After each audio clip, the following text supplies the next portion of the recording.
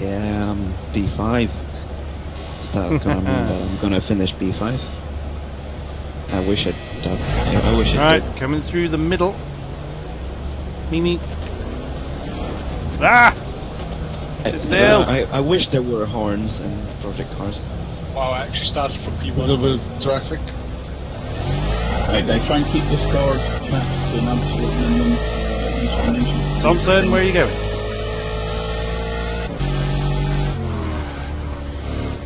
Yeah. Setting a slow pace. That's my job. Yes, but I was getting out of the way. Alright, there we go. Okay, flying K-Fran first, please. Andrex 2. Colonel McCoy 3. Maxwell 4. Tibu Merticario, I think 5. Yeah. Apologies for bad pronunciation. Mr. Alcon 6. Thompson 7. Slow pace, guys, it's going to take a while to get through everyone. Yeah.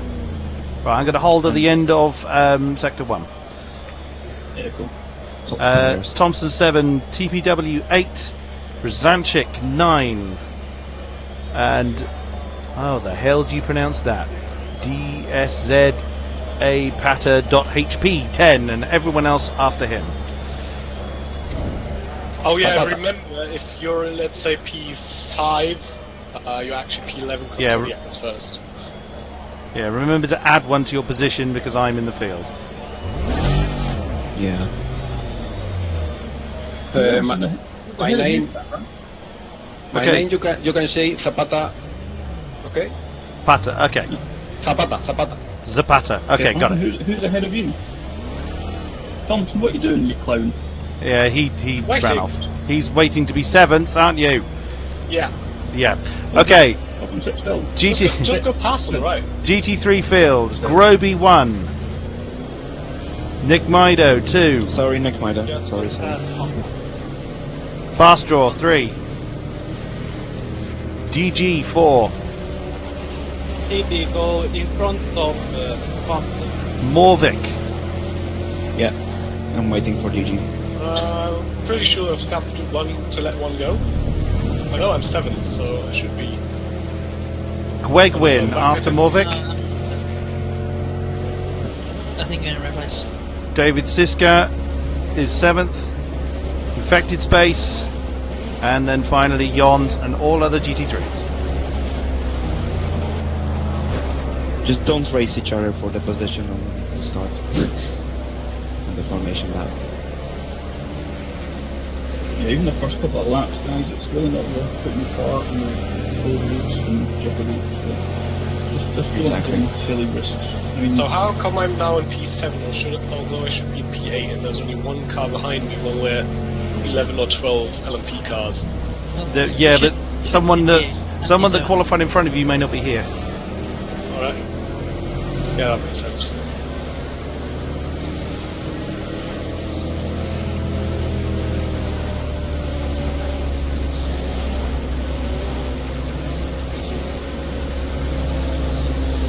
Right, guys, start forming up.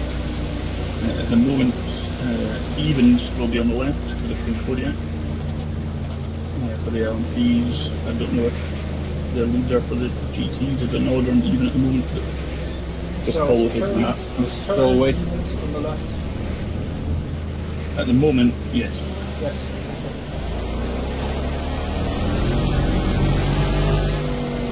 Okay, Fran, the pace is all yours. Good luck, LMPs. Good luck, Coda. Good luck, everybody. Take it easy, guys. Take it easy. Okay, ladies and gentlemen, we are looking at season 2, I beg your pardon, of the Endurance League. I'm just getting my windows sorted out. And it sounds like the LMPs are underway. Flying K-Fran leading the field. He is indeed, so Flying K-Fran hanging on to that lead. Colonel McCoy is slipping into second ahead of Andrex. We've got a lot of fighting going on. This is a 2.5-hour event here at Imola. Andrex 3 and Merticario 4th position. Mr. Alcon 5, Thompson 6. He's gained position already. Ticklish Picklewickle in 7th. Brzancic, 8th position. F1 Racer is in there in 9th. With Zapata, it's a new name, 10th. Frankadro's in 11th. And Dozer Kitty back of the field. Here is the GT3 field then from 13th down to 25th. 25 races in all. Nearly a half split. Groby is waiting to get that field underway in the Mercedes-Benz. He's got Nick Mido and the Corvette on his inside with Fast Draw, 3rd in class. And away he goes. Oh, looks like two CBW's in trouble in the LMP field. Trying to catch up with him. There he is. He's just actually getting past. That is Frankadros. He's just got past for the overall 9th position. And a lot of jostling going on in the field then, as is always the way. Lots of overtaking going on. Thompson's gone up to 5th position. Great stuff for him. Oh, a little tiny pack of 3 there. That's Merticario, Mr. Alcon, and Thompson. That is Colonel McCoy and Fly Kfran have run off into the distance in the LMP field. Merticario, Mr. Alcon, Thompson there. Brzancic is up to 6th position, and that's Andrex all the way down in 12th. Oh, goodness me, what has happened to him in the Marak? Terrible, terrible start for Andrex. He is last in class at the moment. Let's check in with our GT3s. Groby has got the field underway. He's in the Mercedes with Nick Mido in the 14th position, 2nd in class in the Corvette. Oh, that camera pans pretty strange. Fast Draw holding on to that 3rd position in the Mercedes with Morvick directly behind him. Oh no, it's an Aston. I beg your pardon, it's an Aston Martin. A pair of Astons there. DG, Dangerous Ginetta, he's in the Mercedes-Benz in 17th position with Wegwin. Directly behind him, also in that Aston GTE. Van D, that's a new name to the series. Welcome to you. You are in the Mercedes-Benz as well. David Siska, also a name I'm not familiar with, so welcome to you as well. Very big Mercedes presence here at the back. It is Infected Space, an old name in GT3 racing. Very close there is Jons. Did very well in the LMP category last time around. Rygor, who unfortunately I haven't made the custom liveries work, but Rygor is the one responsible for them. Excellent effort from you, sir. Currently 23rd, Popsu, a new name in the series. Welcome to you. He's in the Mercedes. And there is Hitharian in the one and only Ginetta. Struggling at the back at the moment. Let's check in with the LMP field then. So the front two, that's Flying Kfran and Colonel McCoy, really have broken away. That is almost 10 seconds that these two have over the top. So that's a pair of Oricas running away. The Orica Nissans breaking away at the front of the field. So 87 racing laps, 2.5 hours, 2.4 hours, beg your pardon. And that's Thompson and Mr. Alcon having a battle then. That's for 4th position. That's coming through Trigado and Tamburello. No, I beg your pardon, that's Trigado and Tamburello. They're coming through now. So that was... oh no, I was right first time. That was the Villeneuve chicane that just came through. Now coming through Toza. It's been a while since I commentated on Imola. Beg your pardon, Mr. Alcon up to 4th then. Splitting Mr. Thompson and Merticario. TB Merticario. Good to see a few names coming into the leagues. Welcome to all of you. And of course, welcome to those catching up with the stream or watching the stream live. Always, always welcome. Let's head back up the hill then. And that's Gwegwin and Dangerous Ginetta in the GT3 categories. Swapping positions then. On board with Gwegwin in the... on board with Dangerous Ginetta. So he's had trouble at the Ravazza.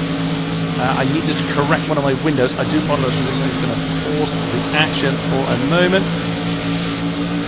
We are back in the game. Okay. So, I do apologize for that. Shouldn't be any more of that going on. There's Van D. 19th position. Whoops. He's he's got himself a cut track penalty coming through Chigado. That's going to give the position to Siska and to Jons.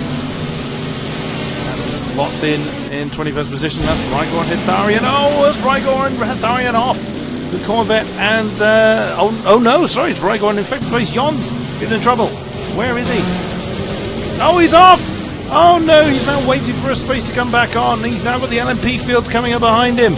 Oh, Jons is in trouble. where is that? That's at the Villeneuve chicane. He's had plenty of opportunities. Oh, again, he's waiting. He's having to wait such a long time. Now he's underway, way down in last position. What a great shame for him. Oh, goodness. Disaster then for Jons. After doing so well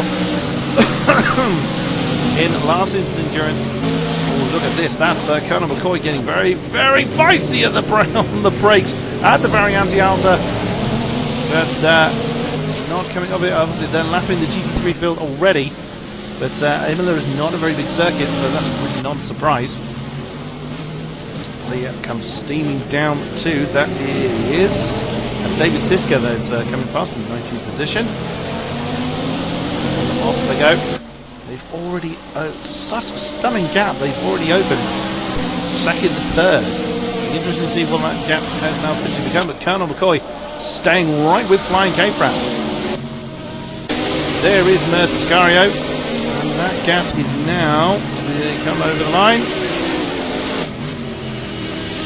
9.3. That's the line for Mertiscario to Hitharian. Oh, and that's Andrex, and look at that, side by side as they're coming over the line. Andrex has just got that position from Zapata. Oh, and he's caught up then, that's F1 Racer right ahead of him. So F1 Racer got caught up with the back marker of Infected Space there, and that's bunched up this group now, a quartet. This is for 7th position that they're fighting for, so 7, 8, 9 and 10 you can see here in the LMP field.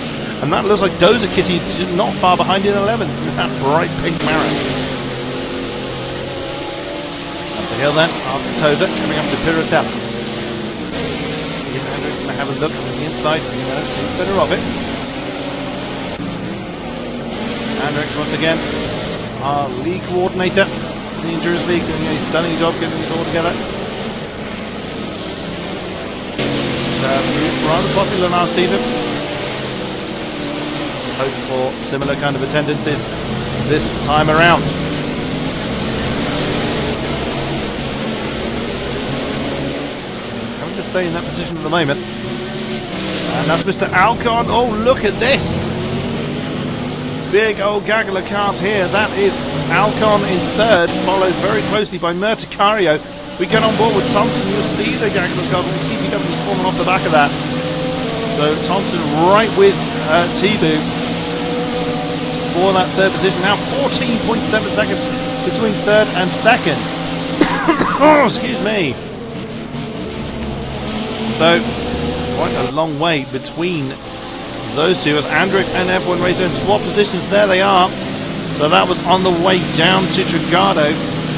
That 7th position has now gone into the hands of Andrex there. As a reminder, it is the LMP's responsibility to work their way past the GT3s. The GT3s do not have to yield to the LMPs, although that is... Oh, who's that pulling over? Didn't figure out who that is. It's pulled over to the side of the road. That's not Jons. Oh, Infected Space is in the pits already. So very, very early pit stop for him. Oh, it's Popsu! Popsu's out! Popsu's had trouble. I think he's had some kind of mechanical failure then, because he just seemed to pull over. What didn't appear to be involved in an impact. We've lost our first driver. Only 7 laps in. What a great, great shame. Oh, look at that! Side by side at the Variante Alta. It's not a common overtaking spot. Thompson's trying to get the traction. He's trying to get that third position out of... oh no, he's defending the 4th position from Merticario. Now heading down to the Ravazza, and that's going to... Oh, yep, Thompson has regained that 4th position from Merticario. That's allowed Mr. Alcon to get a bit of breathing space then. In 3rd position, whoops, you just saw Ticklish Picklewickle there, or TBW as we commonly know. Oh, look at that, that's Merticario looking to get a run on AOR Thompson. Side by side then, but did not get sufficiently ahead to try a move at Trigado. Zambarello. And on they go. Continuing the mirrors, pretty much tracks covering all segments. Well, if I bring on the map, you'll see there's as his two cars still in. Is Infected Space still in the pits? No, Infected Space is still out. It is out on track. Bandy and David Siska swapping position in 19th position. There's Hitharian right with them. So a gaggle of 4 cars now, as that's the Corvette of Rigor right in that mixture. Oh, excuse me. And that is, I can't tell which LMP that is. Coming up behind them, it's Jons. It's Brzancic, beg your pardon. Oops, as that's Hitharian that's gone wide. He's got a little cutback penalty as well. Can't quite see how he managed that. Maybe he ran wide at Toza. But either way, he's lost himself some time there, so he needs to get back on the way. And back on the way he goes now. Back up to the top. Flying K-Friend now has broken free of Colonel McCoy, as you can see. About 4.5 seconds or so between the two. 5.2 seconds now between first and second, so Flying K-Friend now really getting to his stride. He doesn't have to defend his line from Colonel McCoy.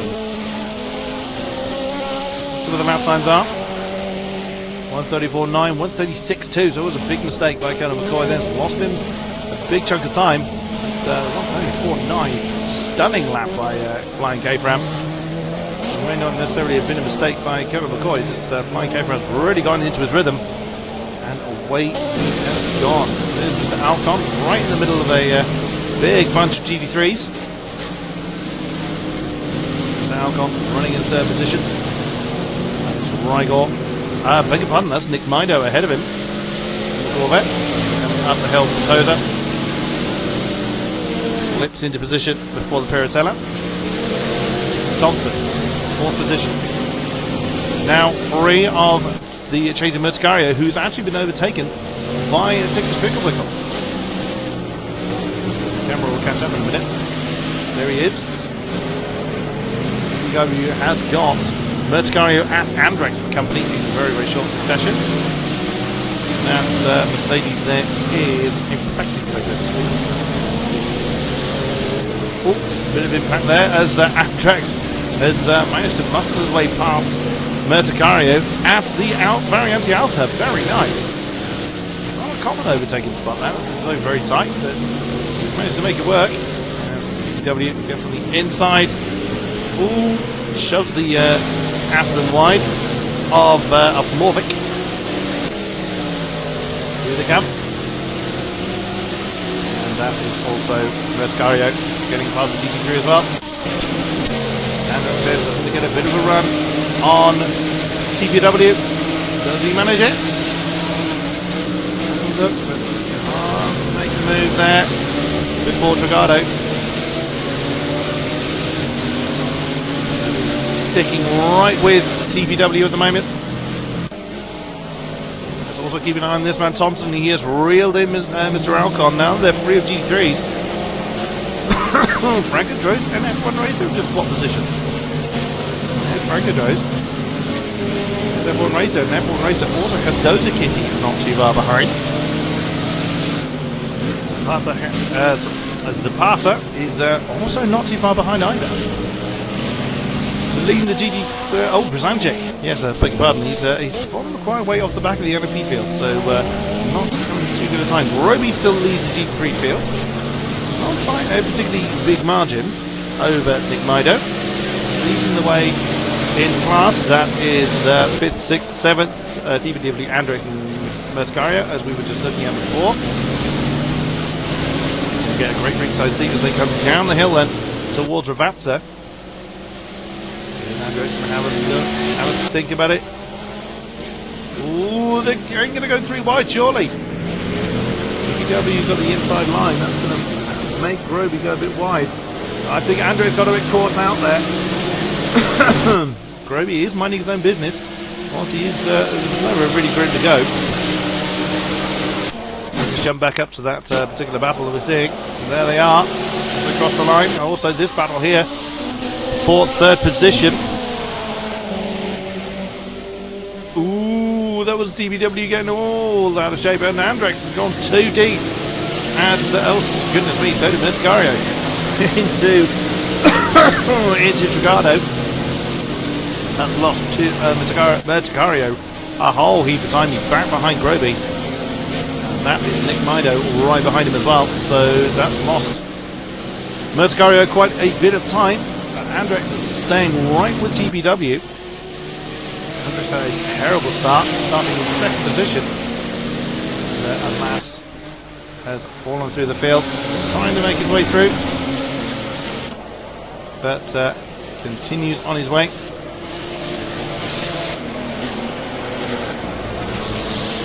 How's the battle for third going? There it is. Thompson running a little bit wide at the edge of Variante Alta, which is very, very, very easy to do. Now having a look, coming down the hill, at Mr. Alcon. Mr. Alcon, all four of the top four. Let's try that sentence again. The top four are all in Oricas. And there he goes, having a look, and then on the outside of Mr. Alcon. There you are, that confirmation. Orica, and then four Mareks. And Thompson then has got past Mr. Alcon. Can he make it stick into Chigado? Apologise for the coughing there. And he does. That is third position to AOR Thompson. Nice and cleanly done. Mr. Alcon didn't push too hard to hang on to that. And Andrex has, side by side through Chigado and Tamburello. And he's got him. Andrex has gone through into fifth position. Goodness me, that was very nicely done. And off goes Andrex then to try and press on after Mr. Alcon's got about 10, 11 seconds. That kind of gap to gain before he can start challenging for fourth. Let's see how he gets on. So Alcon, of course, trying to keep up with, going a bit too deep at Aqua Minerale. That's going to lose him time on Thompson. He does indeed. So Mr. Alcon, got to get back in his rhythm. But it could be that at this point in time, Thompson may have the greatest pace, but it's a very, very long way to go in this race. WW still chasing after Andrex. But you can see the gap that Andrex has already got for himself in just half a lap. So it looks like that Andrex's setup working quite well for him. Oops. W running a little bit wide on the exit of the Rivazza. Mertegario just keeping it in line there. Who else can we find? There is Mertegario. There is Francadros. Everyone racing not too far behind. And, as a reminder, Francadros does race on a pad, which is why he moves around like that. F1 racer, they're on your ninth. Minding his own business. Zapata doing his thing in the Marek. There's Brzanczyk. Also, I think it's just Oricas and Mareks we have. That is Fast Draw. No, it's Dangerous Genetic already ahead of him. Fast Draw behind him. Oops, that was DG running it a bit deep into Trigado there. Doza Kitty. Oops, bouncing off the Variante Alta a little bit too hard there. Pushed him a bit wide on the exit. But on he goes, and now the lead of the GT3 field has changed. It's with this man, Nick Mido, in the Corvette. Very nice. We didn't see that move happen, unfortunately. But Nick Mido then has got himself a couple of seconds over former class leader Groby. And you can see him in the Mercedes just behind. Here he is. As they come through Aqua Minerale. Morvik is not far behind Groby either. There he is. Just saw Groby go out the shot.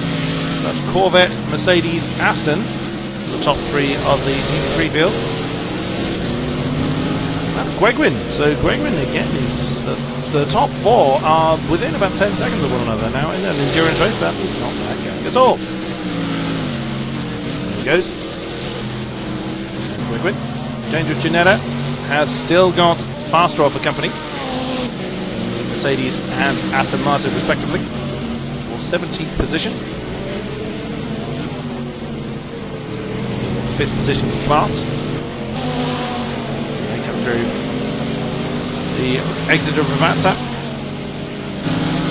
on board with Fast Rock. Is he going to be able to get a run on DG? Not at the moment. He's Mercedes just powering away from the Aston at the moment. David Siska has got Van D for company. 2 Mercedes coming down into the romance of them. That is Colonel McCoy, who just saw it going through the shot.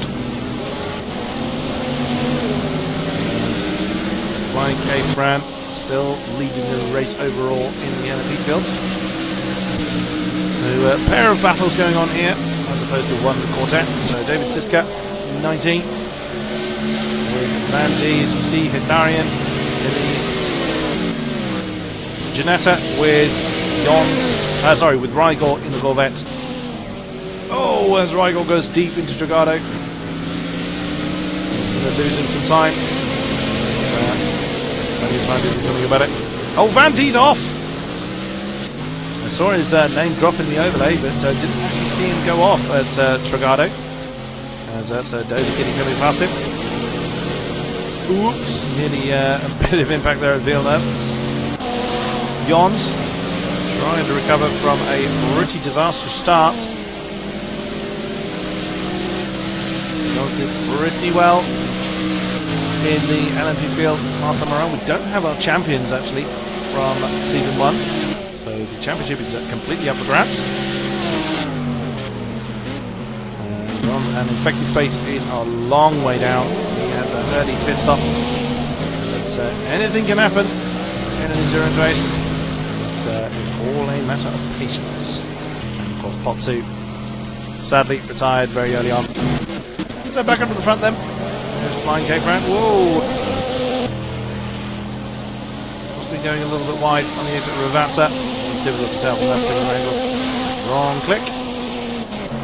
So Flying K-Fran still has the fastest lap of 1:34.4. He's just done a 1:34.9 that time around. And Colonel McCoy just set his personal best of 1:35 dead. So just 1/10 off Flying K-Fran that time around.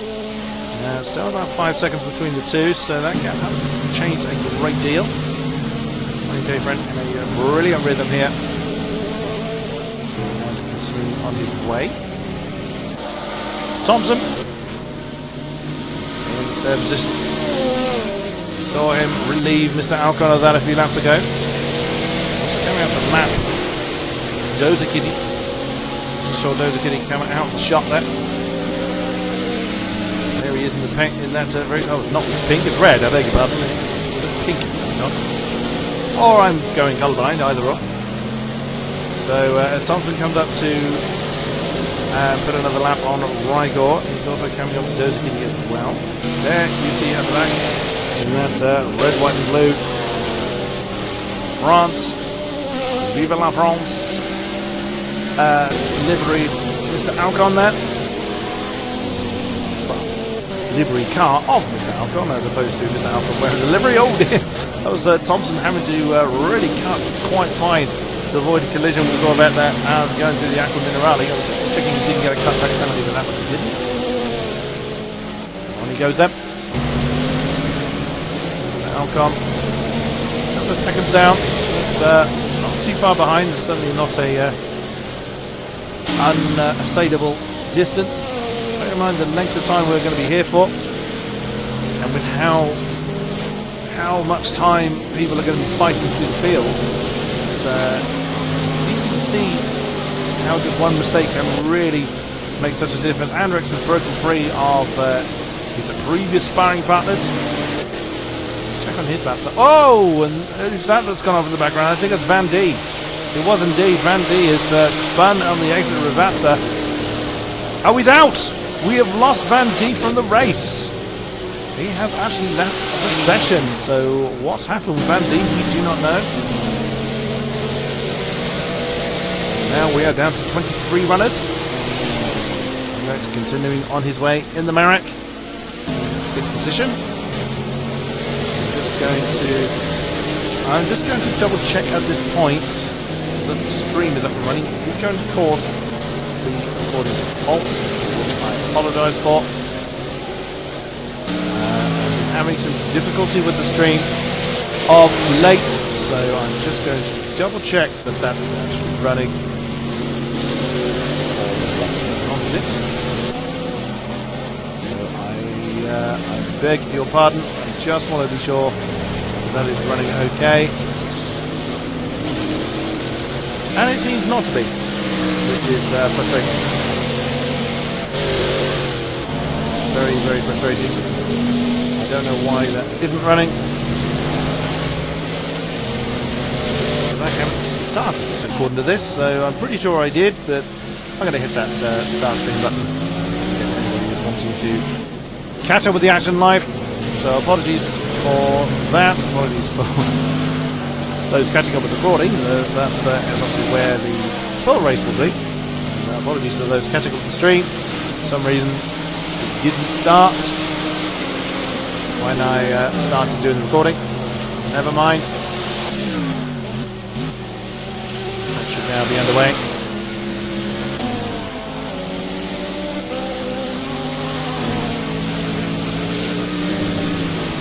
Hello, PT fan. Good to see you in the spectators.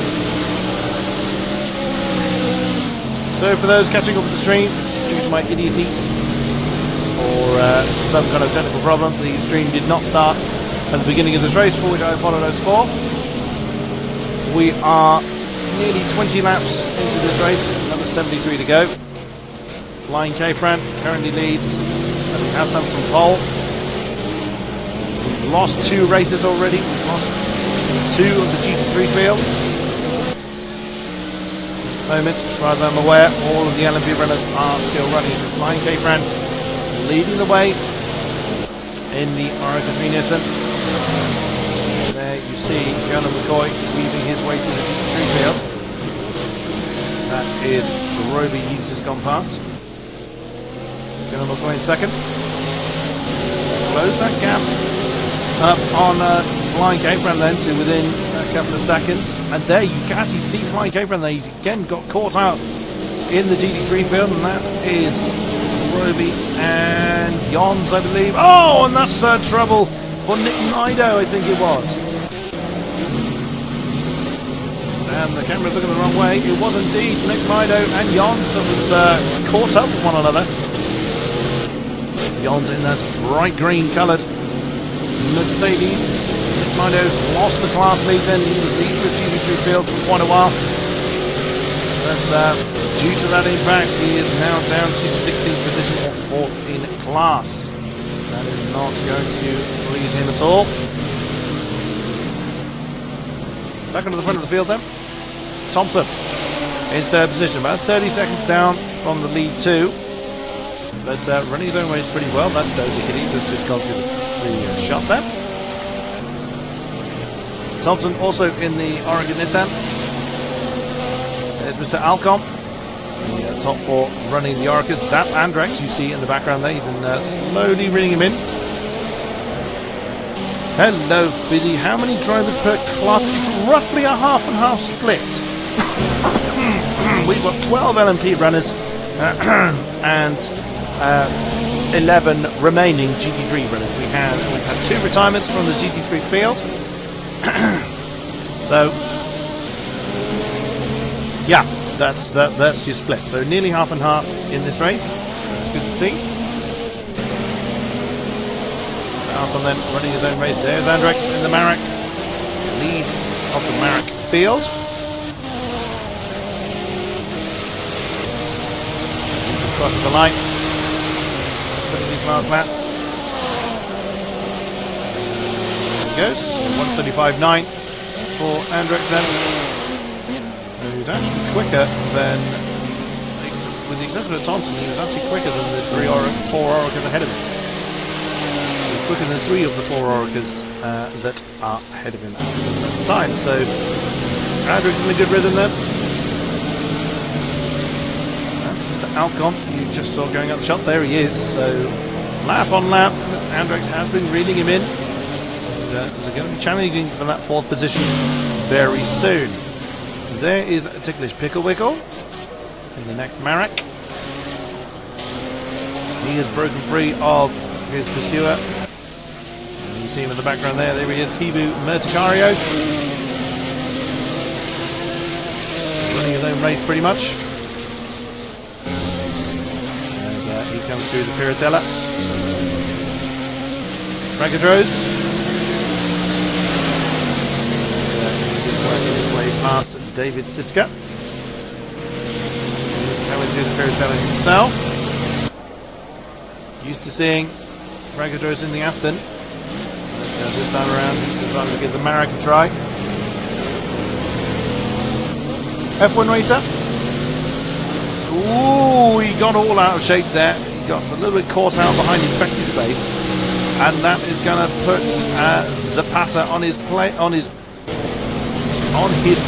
if I can get my words out. Oh, Zapata didn't get a good run through Variante Alta, unfortunately, so that momentum he gained has unfortunately been lost. And down the hill then, heading towards Ravazza. F1 racer still not. Oops, and that's infected space going a bit too deep into Ravazza. That's giving this position to giving the position that's allowing F1 Racing Zapata to come past them. Brzancic. He's more accustomed to the Mercedes. He's again running his own race in 11th position. And that is Jons, you see in the background. And Dozer Kitty, we saw last season. This is coming through the Aqua Minerale. Coming up to Wegwin and Nick Mido. Heading down towards Variante Alta. Groby then, class leader of GT3s after Nick Mido having that spin a couple of laps ago. In the Mercedes coming through Ravazza. On his way, Morvik. GT Aston. With that is AOR Thompson coming up behind him. Mido, there he is with Dozer Kitty just coming past. Trying to chase down Morvy's got about 10 or so seconds to gain to get back to Groby. See how he's able to come back through the pack to see if he can transfer that class lead up. It's going a bit too wide at Tamburello. It's not going to help him. Didn't lose a big deal there. That you see in the background is Wegwin. Advantage to GTE. Up to Toza. That is Andrex that's just come past him. Background there, you see Dangerous Janetta in the Mercedes, so he's got Wegwin in his sights. Fast drop. Someone's got the sound bit ready. Terrific. It's TBW that's just gone past him. A bit too deep at Piratella for you, sir. Okay, will penalise you for doing that. Or Andrex will come round to your house and haunt you. Whoops! I think he got a bit put off by the fact that Mercegario was coming up behind him. The Aqua Minerale. But on they go. It's a bit dangerous to take the curves that hard at Variante Alta. They will spit you out. In 19th is David Siska. With that is in Rigel right on his case now. Some very close action here on the GT3 field. Merc and Corvette through Aqua Minerale up the hill towards Variante Alta. Stay with these two for a little bit, see how their battle transpires.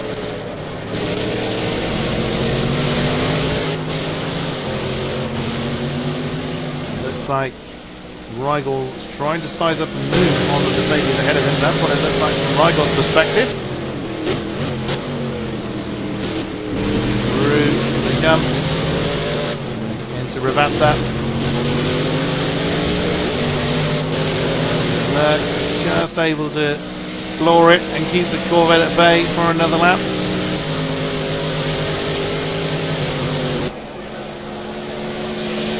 Corvette's not got the pace of the Mercedes on the straights, but certainly is more than a match for the mighty Merc through the bends. So, oh dear, it would have. I was just about to say it may well take a mistake for that to change hands. It certainly did. David Siska getting way too deep. But Trigado and that position has now changed hands to the Corvette. And that is race leader Flying K-Fran coming through. Whoop, having to take a slight bit of curve there, and Villeneuve to get round David Siska there. Itharian in the Ginetta.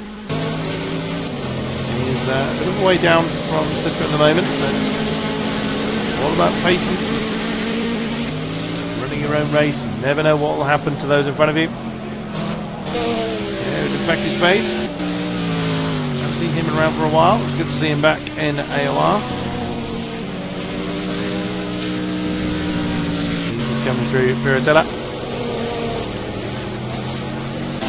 Jons at the back of the pack.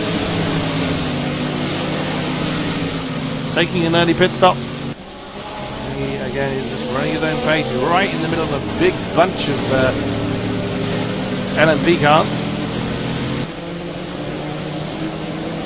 And that is Groby coming up behind him. So Jons with a 147.2 last time around. And Groby with a 145.3 last time around. So Jons has to obey the blue flags that time, as Groby is part of his class. You can see the war rooms on that green Mercedes. Jons was involved in a first lap incident. Sadly, Popsu was a early retirement as well. So, Flying K-Fran then. Oh, he's run too deep at Villeneuve. Wouldn't lose too much by that. He was able to get back on track pretty quick. It does disrupt your rhythm. 134.409 is the race best. 135.9 his and Colonel McCoy's last lap. Some pretty blistering consistency from these two. Who else can we find? There's Colonel McCoy there. He does seem to be falling from the back of K-Fran, but continuing nonetheless. There's Thompson. But Alcon has got a charging Andrex right with him though. Last lap around, 136.5 and 137.5 for 4th and 5th, Mr. Alcon and Andrex.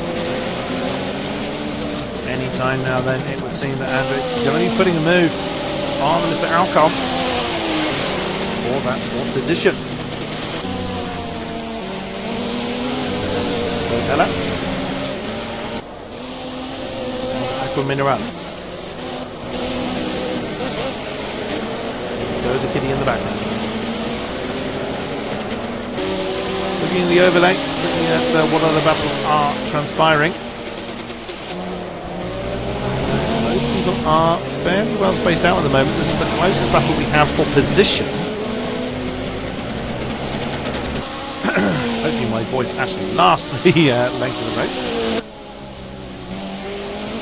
Down to Ravazza. Looks like the Orica and the Marek taking different lines in the entrance of Ravazza, fairly identical on the exit.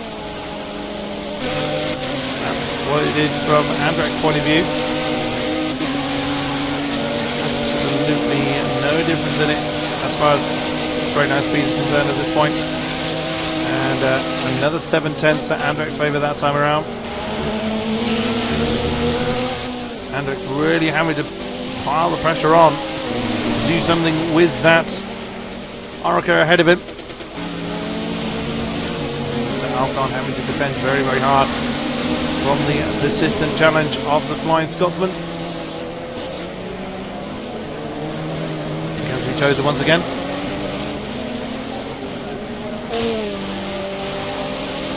Not a major braking zone into Piratella, so I can't imagine there's going to be an attempt made here, and indeed there is not. There's Aqua Minerali.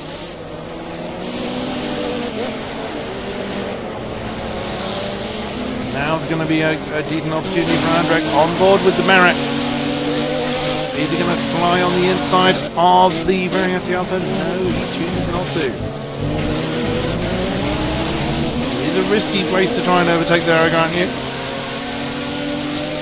Alcon had a decent run through there. to the Ravazza. Oh, someone is kicking up a bit of dust there.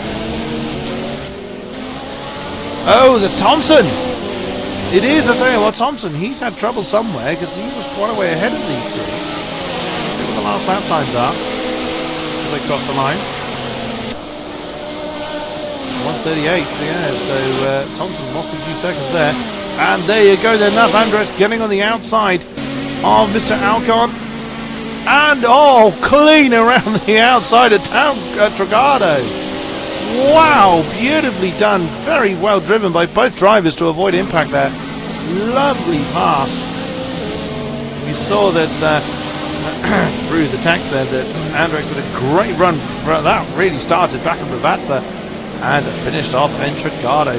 Beautifully done. And Andretti already will have his eyes on the prize for third position as Thompson is right there ahead of him. But of course, Mr. Alcon has this opportunity to try and attack the Marek again. There's Tharian.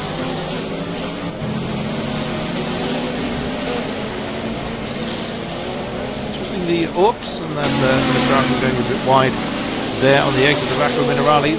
Could lose him in a tenth or two. I always find it fascinating the different lines that people choose to use. This in the GT3 field as well. Whoa, that's Tom's getting very squirrely, trying to find a way past. That's Infected Space, who flies off the road at Ravazza. That's Brzanczyk that's just come through the screen. That is not Colonel McCoy. Colonel McCoy is quite a long way down the road. There is the Marek of Andretti. He really has broken free of Mr. Alcon. Don't mind you saying that. I thought Mr. Alcon was further back than that. That's the view from the Orica. We went a bit too deep into Trigado. Lovely smooth line there for Andretti. That's going to give him the pace on the exit. And on to the Villeneuve. And that is... Whoa, and that's wide for Mr. Alcon on the exit of Villeneuve. He's pushing quite hard to try and keep up with that Marek. He's gone wide again. It's Toza.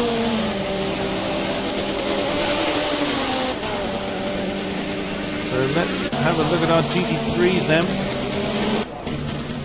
As the rest of the LMP, so TPW, Mertcario, a few seconds between them, Francadros, F1 Racer.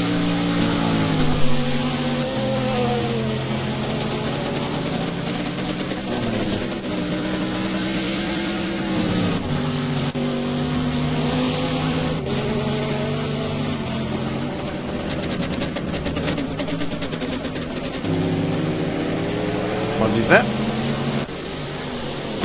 So let's have a look at our GT3 field then. There's Groby leading the way.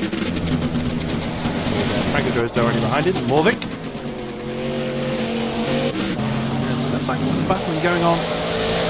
Ah, we have some pit stops going on. Nick Mido in the Corvette. He's just exiting the pits. I did see his name coming down the list.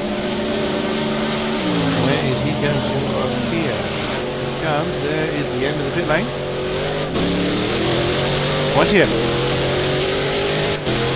So then, I did wonder whether we were going to see pit stops soon. Let's get back up to that battle for third then. There it is. Oh, look at that. That's Thompson's fallen down to 5th position, and Mr. Alcon's actually gone back up to 3rd. Oh, Thompson trying to go on the inside of Andrexi's impact between the two. Oh, goodness me. Silly move by Thompson there, but he's stopped. He's underway again. A little bit too opportunistic there by Thompson. That's cost him a lot of time. Trying to do an inside maneuver at Toza is by all means possible, but did not execute it properly at all and just understeered into the side of Andretti. He now has to chase down Mr. Alcon again. Whilst I was looking at the GT3s and whilst I was a small distraction, this battle then resumed. So apologies for missing that one. Starian's getting close to Nick Mido. Let's have a look at that. there they are. So Nick Mido, as we know, has just been through the pits. So Corvette is trying to keep away from that Ginetta.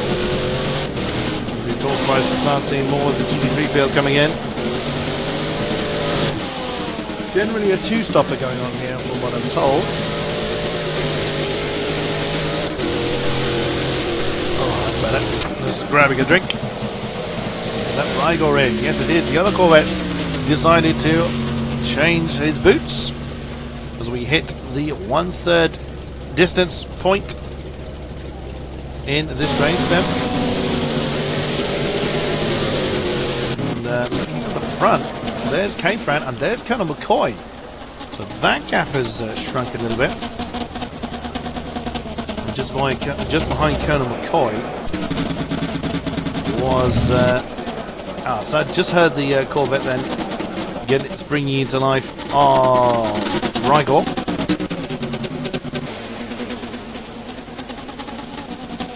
That is Brzezinski? No, it's F1 Racer. That is in front of Colonel McCoy on track. Of course, have to move aside. That's going to give Flying K-Fran a bit more breathing space, but it does look like that lead has shrunk a little bit from last time I checked on it.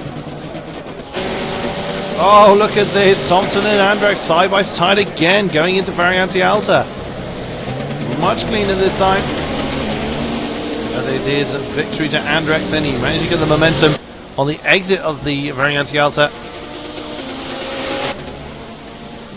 And there's now 15 odd seconds between Andrex and Mr. Alcon, so I wonder whether these two have either come together again. Well, indeed, I wonder if these two have come together again, because they're still pretty close together. And Andrex is in. So the first of the LMPs is coming into the pits then. We'll keep an eye on him and see where he reappears. There's Franco Dros. So going through, gaining a position is Mertcario and TBW having their battle for now 5th position, with a Corvette of Nick Mido in the mixture as well.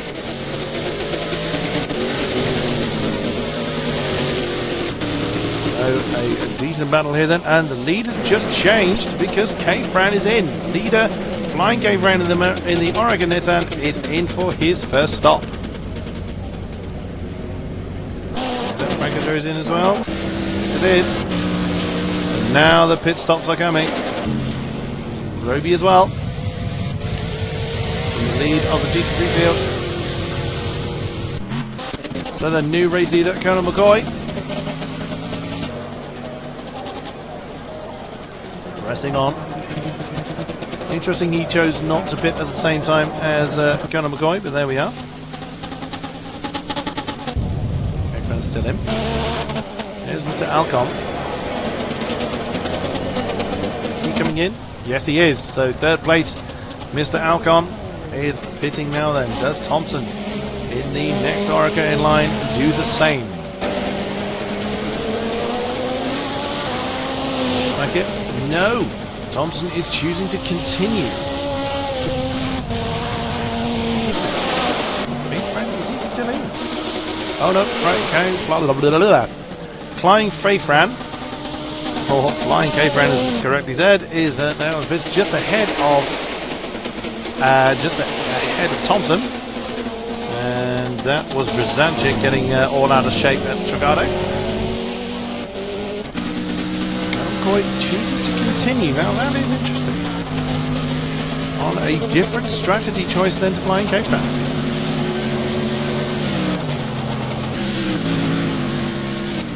Oh, Jons, are you out?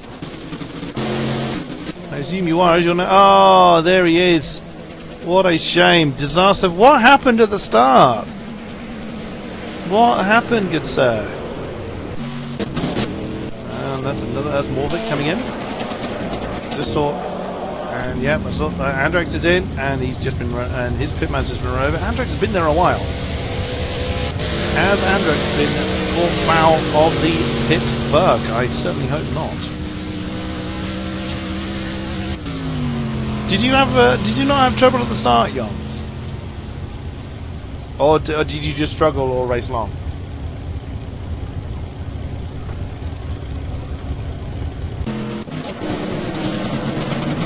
check in with our leaders then. As Colonel McCoy works his way around Hatharian.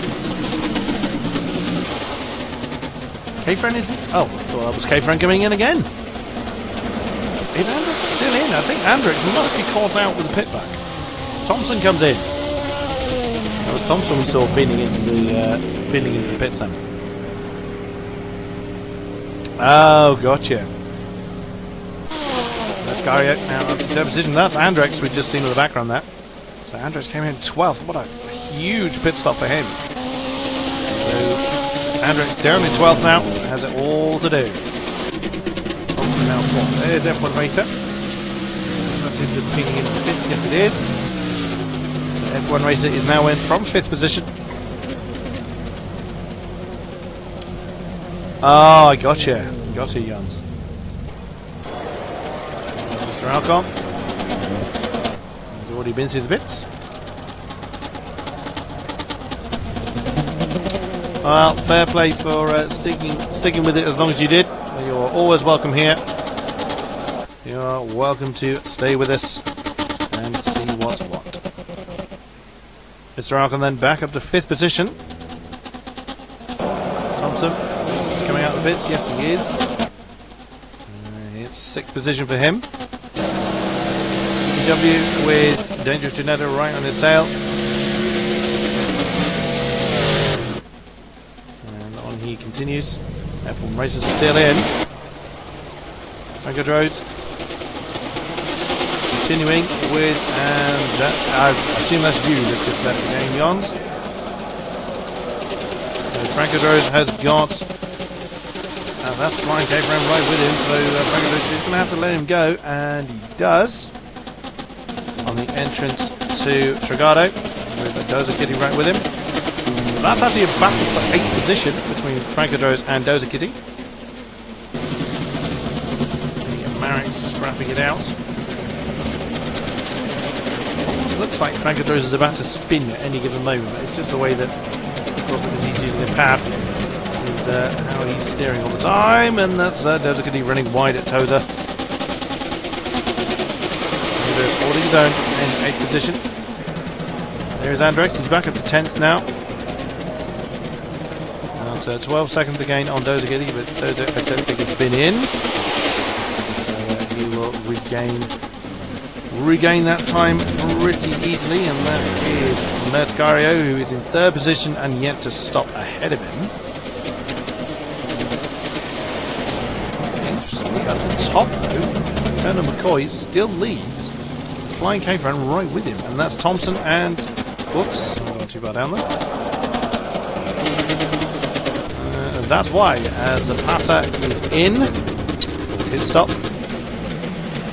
Francadros and Dozer Kitty are either of these two going to pit at the moment. Flying K-Friend just went through the chart. Nope, they continue. Francadros just managing to fend off. That's fair enough, Jans. That is fair enough. Oh, look at this, an inside move of a Dozer Kitty. Wow! He had some serious extra momentum there from Rivanza. Flew past Francadros into the braking zone of the Trigado. And that is what is now 7th position to Dozer Kitty. Nicely done. And Zapata is now back on track in 9th position. Far down the road is the freshly reshoed Andrex. He'll be getting it on the case as quickly as he can. Francadros staying right with Dozer Kitty as Dozer Kitty runs a bit wide on the exit of the Piratella. Having to defend quite heavily from his fellow Marek. I finally get really this view from Francadros because of the way that, of course, he's having to drive on a pad. I can't deal with that. That actually makes me feel queasy. Sorry, Franco. I'd love to ride on board with you, my friend, but no can do. Merticario just lost position. And that's why, because Merticario's just come out of the pits. He was in 3rd, so now he comes out in 6th position. So pretty good stop for him. Hello, Vadine. Good to see you. Yes, that's why it's called an endurance racer. I know it says GT3 Pro League at the top. I don't have an overlay that changes that. But it is an official league for AOR. Good to see you in the chat, sir. Good to see you. Let's grab a drink here.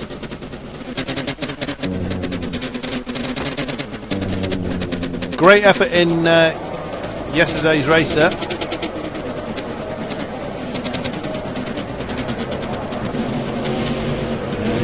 Goes then.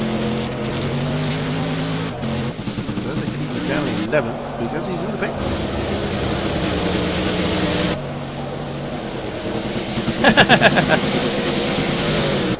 Dozer Kitty has chosen now to pit. So Frankie Rose has that position back again. If I can find him. There he is. No, that's Motorcari. There's Frankie Rose. And that's Zapata with Andrex right on his tail. Andrex has been absolutely flying. Post pit stop. 130 straight back into the 135. That's leader's pace. So Andrex flies on the inside of Zapata, and then Zapata defended that assault into the Variante Alta. Flash of the lights to say thank you from Andrex there. And that is 8th position to the Marek. I don't think he's that far away from this Manfragos, and indeed he isn't. Let's see what they are when they cross the line. He's fast rolling from here, I believe. And it crosses the line, and it is... What's the gap he's got to close? 10.7 seconds. He has to close on Francodros to gain another place. That makes him certainly well. What's the time gap difference? 136.1 for Andrex, 138.1 for Francodros, and 41.3 for Mercario. Let's jump back up with our leaders because they are fairly close together. Conor McCoy now leading the way. He had if he's been in the pits, which I assume he must have done. I didn't see it happen. He must have had a shorter pit stop than K-Fran. And that's fast draw for him with the reorder now. Is fast draw in the pits? Let's have a look. Yes, he is. And in with the Aston, but we have a three-way battle here in the GT3 category, and this is this for the lead? I think it is the lead of the GT3 category. This is Groby, Nick Mido and Morvik. Mercedes, Corvette and Aston. These three again locked in battle for the lead of the GT3 category. Let's follow these three as they go. There you see Mr. Alcon in the background. He's in third. And he's nearly a minute down from Flying K-Fram. The top two really have been in a league of their own today. But these three are really pushing each other hard for that category lead. Oops, I need to spill the drink there. Round Piratella. Right on board of it, you can see how close it is. That's Mr. Alcon jumping through. He doesn't have that to worry about now. Mr. Alcon being held very, very slightly there by Nick Mido. Nothing Nick Mido could have done about it. It cost Morvik a little bit of momentum. Ooh, and that was near the impact between Alcon and Groby there.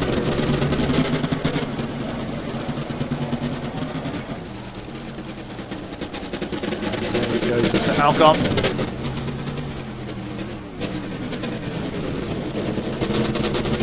Through into Rabatza again. Vin Vasco! Hello, sir. I haven't seen you in a while. How are you doing, sir? Hope you are well. Hope you're well. Over the line then. This three-way battle continues as it was. Into Trigado again. It does look like though that Morvik is struggling a little bit to keep up with the front two of this category. More than he is able to push for, to apply the pressure and to put an overtake on. It does look like that he's able to catch them, but not sufficiently to keep the pressure Nick Mido for a possible overtake. But we'll see how it transpires as they come through Tozer. look at that. Nick Mino under the rear wing of that Mercedes. Nick Mino was leading the class until he tangled up with one of the backmarkers, I believe it was Jans. And that cost Nick Mino a bit of time, but as you can see, he's made that time back again. And is pressing on for that class lead. With Morvik in tow as well, has a look on the inside towards the Variante Alta, but not withstanding that. It's a very dangerous place to make a move there. Oh, fair play. That's a pretty good effort. Are you going to be? Are you looking at season 8 for GT3?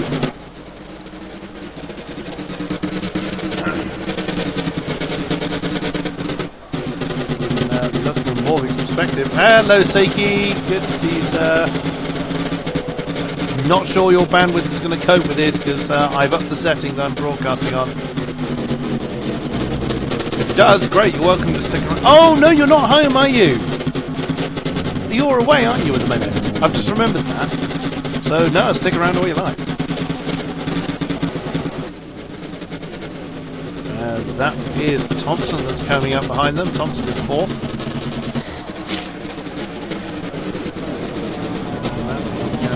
Morvik slightly off course, but not drastically so, as now we see Nick Mino having another look at Groby. Oh, that's cool, Vasco. That's cool. I couldn't get into 18 myself. I tried it for a little bit. I did consider commentating on it. I was asked, but I just couldn't get into it. Now Nick Mino's fallen off the back of Mercedes into the clutches of that Aston. We are fast approaching the halfway stage in this endurance event. This race is over an hour old now. Into the Ravazza once again.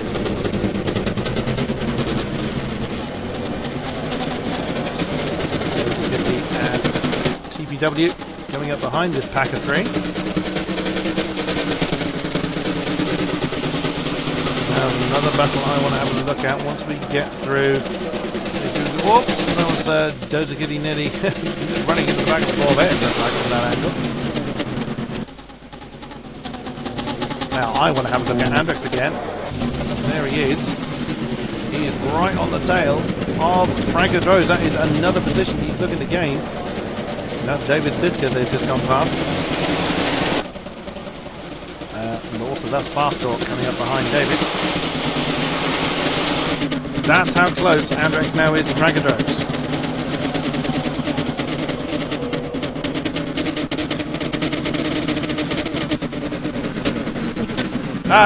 That's cool. Oh, look at that! Dived on the inside. Dived on the inside of Trigado. I think Fragadros let Andrex through there, as there was a flash of the light there from Andrex. As a thank you very much. And Nick Mino and Groby have swapped. Oh, goodness me. They swapped at Aqua Minerale, but Groby's back ahead again. That was the Corvette and the Aston side by side. And that battle resumes in the order that we left them in. Goodness me. Look away for a minute and they start swapping positions again. The rest of the field are relatively spread out. Well, a fairly close battle is Dangerous Ginetta and Itharian. And there they are. GG in the Mercedes just coming through the shot. There is Itharian in the Ginetta, which is a weird sentence to say. Coming up to the GT3 3. There we go. So Nick Mino didn't look like he had a good run through Ravazza, and that's given a bit of momentum to Groby, a little bit of breathing space. Okay, Franco out behind him. Yes, it is. Daniel McCoy, race leader, has just gone past them. There he is, just going out the shot. Flying K-Fran. Not look. Oh, he's stuck behind the Aston. That's going to cost. That's going to cost Flying K-Fran time. There he goes now. That's his opportunity to get past at least one of them.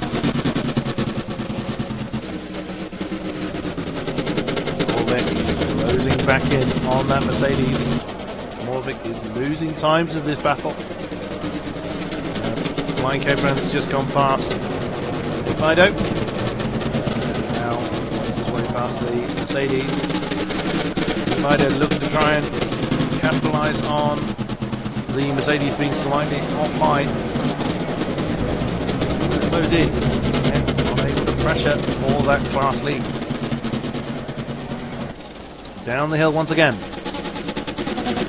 Oh, you're telling me, mate. They never will, sadly. But we can only hope that these bugs and problems don't surface in Cars 2. It's a very annoying bug, that one. Yeah, that would be cool, Vadim. That would be very cool. Staying right with Groby this time.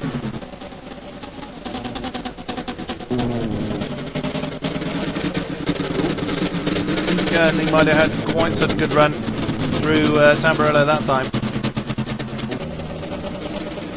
But Groby not getting the breathing space that he previously enjoyed.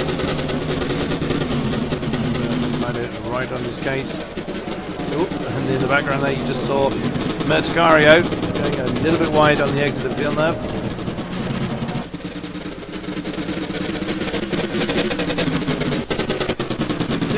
To maintain your rhythm, maintain your concentration for one, the length of time that these endurance races go on for. And two, when you have got someone that close in proximity, either in front or behind, you've got to bear in mind, one, you don't want to plough it into them, two, you need to make a pass on them or defend from them. There's a lot these drivers need to think about when entering into an endurance event. Concentration gets harder and harder as the race goes on. One thing I also hope they fix for P-Cars 2 is weather transition, or service stability in general.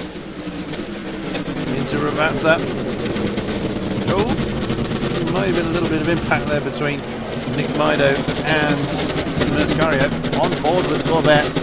Can he do anything with this Mercedes? There goes Mercario. The Merc just able to outpace the Corvette along the straights. I think Mido reels Groby back in through the corners. So Mido looking for a mistake from the Mercedes to try and capitalise on. Oops, running slightly wide there on the exit of Tamburello. Picking up a bit of dust. Brought that Aston back into play again. So again, these three resuming their battle. They've been locked in for quite a while. That in the background is Andrex, you've just seen.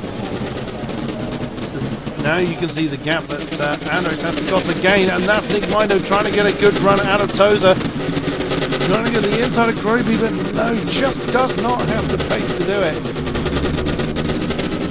Careful running wide up there at Piratella. Now as they come through Aqua Minerale. That's Warwick then getting interested in this battle as well. Towards Variante Alta. The Corvette went a little deep on that exit. There's Andrex coming up behind them. As a reminder, it is the LMP's responsibility to get past the GT3s. The GT3s don't have to yield. Equally, the GT3s have got to be aware that when the LMPs are making a pass, they can't just ram into them. And there goes Andrex. He should be able to claim Groby as well. Again on board with Nick Mido. Just about seeing there's a Mercedes ahead of the Marek. Nick Mido just has no answer to the top end of that Mercedes, but equally the Mercedes cannot shake that Corvette in the corners.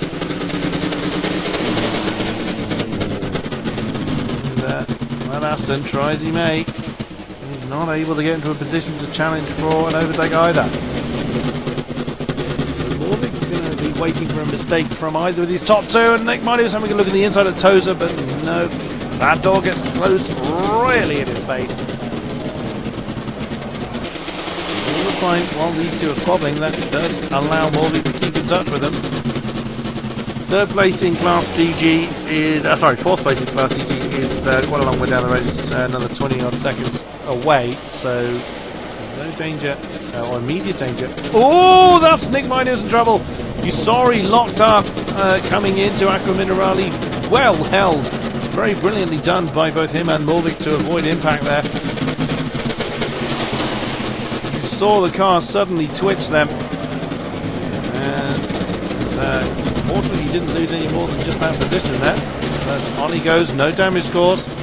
That is Frank Adros now with this pack of three. So the Corvette's now got more work to do, but this is Groby's opportunity to get away from these two. As Nick Mido now has to get back past Morvik and chase down that Mercedes again. Looking through the field, there aren't any other close battles. Although saying that, F1 Racer is pretty close, and there they are to Zapata for 9th. This is a battle for 9th position. That is Marek and Orica. On board with the Orica. Don't know anything about Zapata in 9th. Tamburello a little bit too far back to make a move at that moment. Let's have a check back in with Nick Mido. He's right with that Aston. Whoops, running too wide there on the exit of Tozer.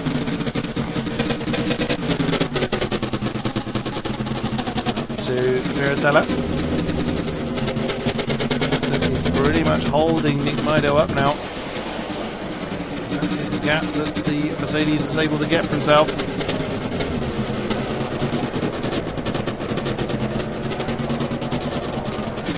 We are over the halfway stage now.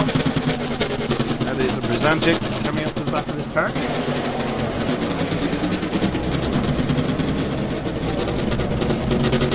F1 Racer's getting pretty close. Oh, this is the same bit of track we just seen. That is F1 Racer and Zapata. Can F1 Racer do anything about that Marek on the way down to the Ravazza? He's getting a bit of a slipstream. He had to back out of that. Anywhere to use the additional pace. That's Zapata going very defensive. That's going to compromise his entry to Ravazza. No way around the outside there.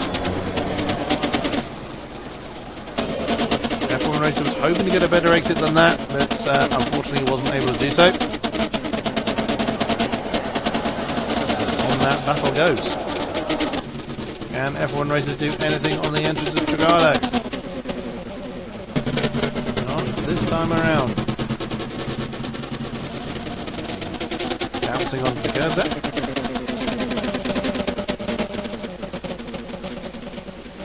And on they continue.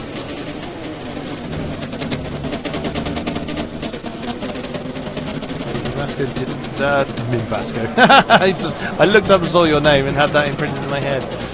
And Minvasco, I've now replaced F1 Racer for you. F1 Racer, rather, didn't get a good run through Villeneuve, so that lost him a bit of momentum. Oh, switched those again. I didn't mean to do that.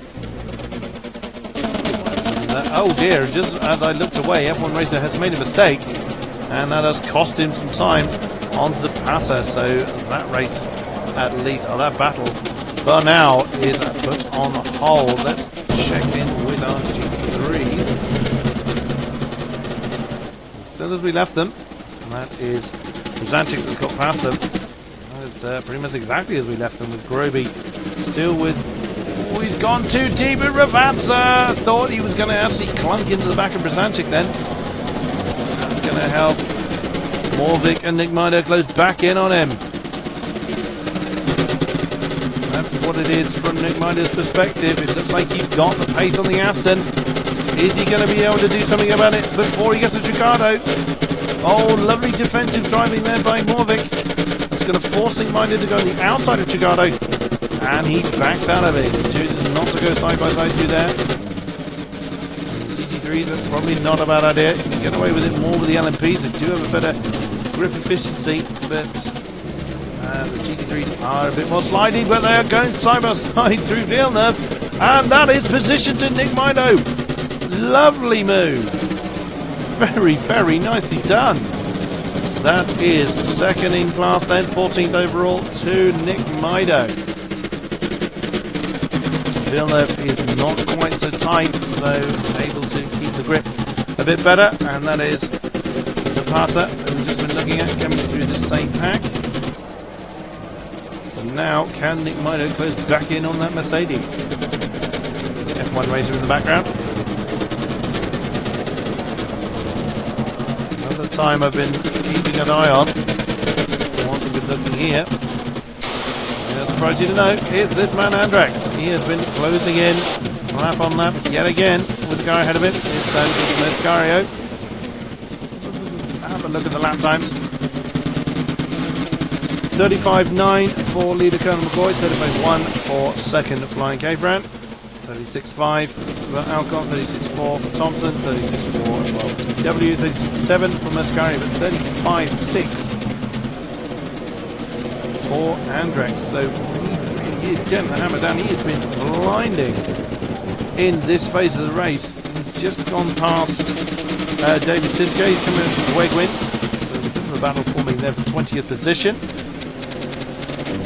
So with those GT3s out of the way, it looked like Wegwin was about to fly off the road there at Piratella. This has been absolutely tearing through the field. Trying to regain some lost time. It's got a lot of time to try and regain. And Fastraw and Rygor just swap position. What's going on with Fastraw? Oh, it must have been Varianti Alta then. As the Corvette has got ahead of the Aston. As they continue on their way. Didn't see that one happen, unfortunately. Was that someone in the pits? Oh, Nick Mido. Nick Mido was in trouble. He's either he's had himself a cut track penalty or he's had a major spin. He's now a long, long way back from Morbid. Obvious damage. I'm not sure he's hit anything. It doesn't necessarily mean there isn't any damage. That's Mr. Alcon catching up with him. I think there is actually a bit of damage on the front of that Corvette, so maybe he's gone into the wall. There goes Mr. Alcon. So disaster then for Nick Mido. He's doing so well early on in the GT3 category, but sadly has lost that momentum now. And he's falling into the clutches of Danger Trinetta as well. He's only about 10 seconds or so down the road. That's Rygor and Fastraw with Dozer Kitty in the middle. Looks like Rygor's able to pull away from Fastraw now. Careful with that corner, turn 10, Acro Minerali. Dozer Kitty on the inside there for Varianti Alta.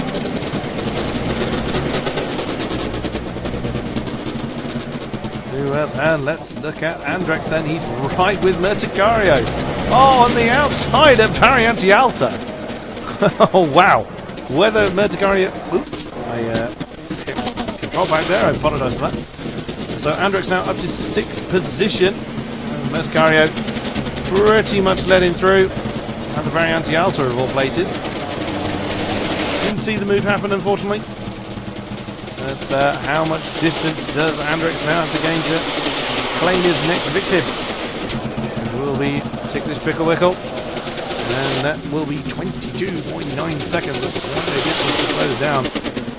36.8 last time around, obviously with fighting of the traffic. 34.8 Flying K-Fran now getting back into his rhythm. He's wanting that race lead back again. Only 2 drivers to break 135. They are our top 2, Colonel McCoy and Flying K-Fran. There you see Flying K-Fran just at the top of the shot there. Getting past the Tharian. Tharian being our only Janetta runner, I believe. I think it's the Tharian. That is a dangerous Ginetta just already ahead of me. It is indeed Hitharian in the Ginetta.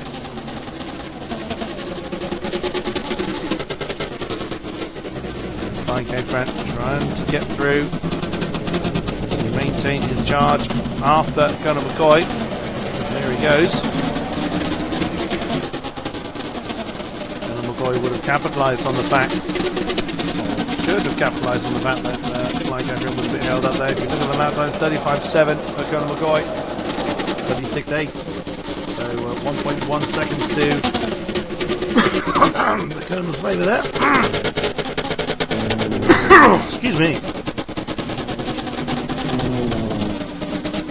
So we have less than 40 laps to go. 52 down. Still some way to go. Salcon is some way back. I think he's actually a lap down from the leaders, or is close to it. There is our two leaders, and Mr. Alcon's just coming through Acqua Minerale as the front two come through Piratellis, are only actually a couple of corners in. That just shows you the pace difference that the Flying K-Fran and Colonel McCoy have had. They've lapped everybody up to their own positions. So that is absolutely incredible. But to be fair, another man has been almost on their pace, and that being Andrax. It's also Andrax's consistency. Well, in fairness, we're seeing incredible consistency across the board.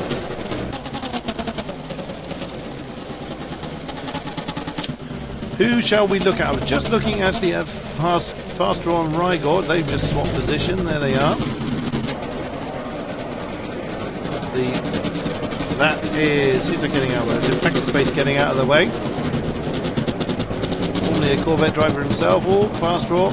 Careful again on the exit of Acqua Minerale. Down towards Variante Alta. Ooh, didn't take that well at all. That was a very heavy hit on the curbs there through Variante Alta. It's going to lose a bit of momentum. Rygor trying to get alongside him. But the Mercedes just, again, we're seeing how the Mercedes just able to keep the Corvette at bay on the straights. And that is Imola right in the middle there. There he goes. Another close battle, kind of, is Morvik on Roby. Of course, lost their third sparring partner of Nick Maido a while ago.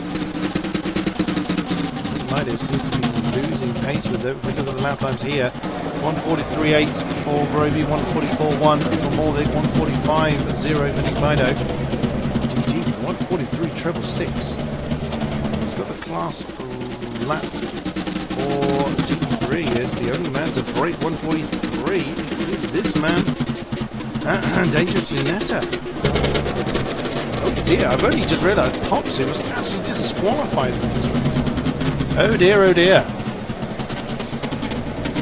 Clearly doing something the game wasn't happy with. So TG has the fastest lap in the GT3 field at the moment, with a 1:42.9. Whoops, as he runs a bit wide and Ravazza. Very closely followed by the man he's chasing, which is Nick Maido.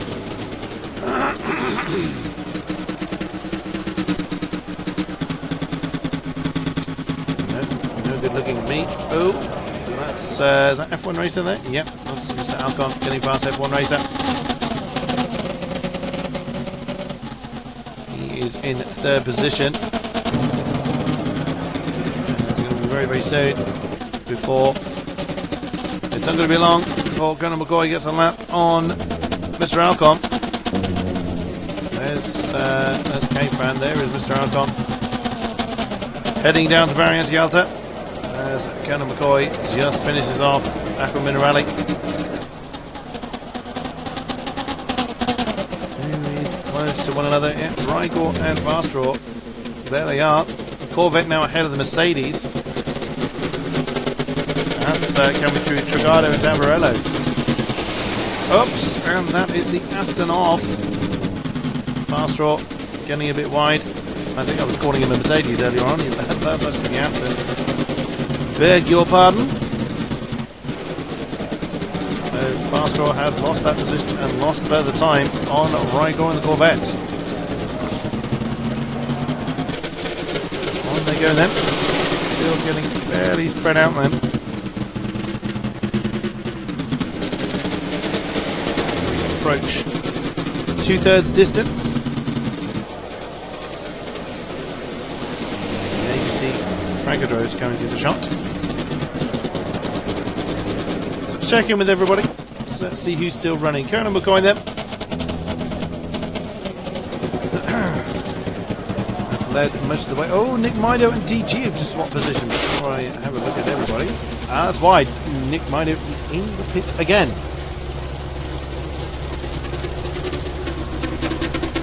First of the second pit stops is now underway, so that could cause a number of people to copy. We will see. Conan McCoy then has led this race from the first pit stop and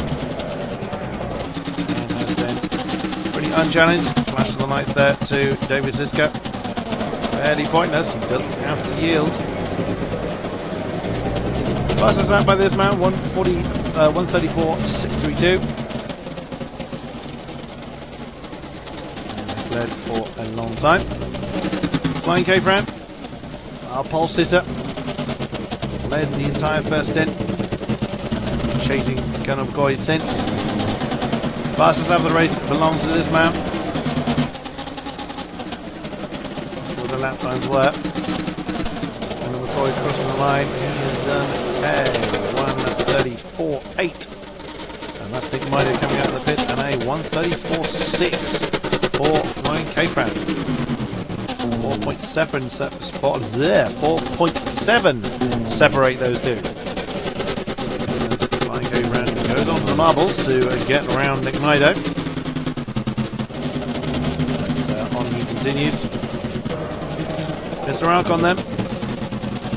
And as everyone racing you see in the background has pretty much been in no man's land for quite a while. He was locked in a battle with Thompson for that position for a while, but he has been on his own for a very long time, running laps on people he comes across. That's Greg Wynn and Brzezinski. He's got ahead of him.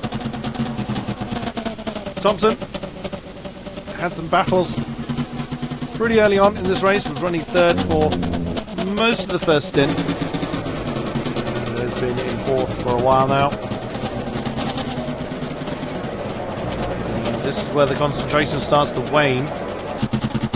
We are an hour and a half into this session with just over an hour predicted remaining of this race. So fatigue will start to kick in now. David Siska ahead. Oh, wrong way. Picklewickle, not really looked at him a great deal this race. Running on his own. In fact, most of the LMPs are fairly well spread out from second downwards. Oops, slightly wide for TPW then on the exit of Ravazza. There in the background you actually see Groby and Morvik. Let's jump down to them actually. There they are. Morvik is right with Groby. This is for class lead. 13th position is the lead of the GT3 field. Since Nick Mido fell off the back of this pack and he's of course pitted, he's a exceedingly long way back. So Morvik is keeping pace with Groby. Let's see what the last times were last time around. 146.1, 144.6.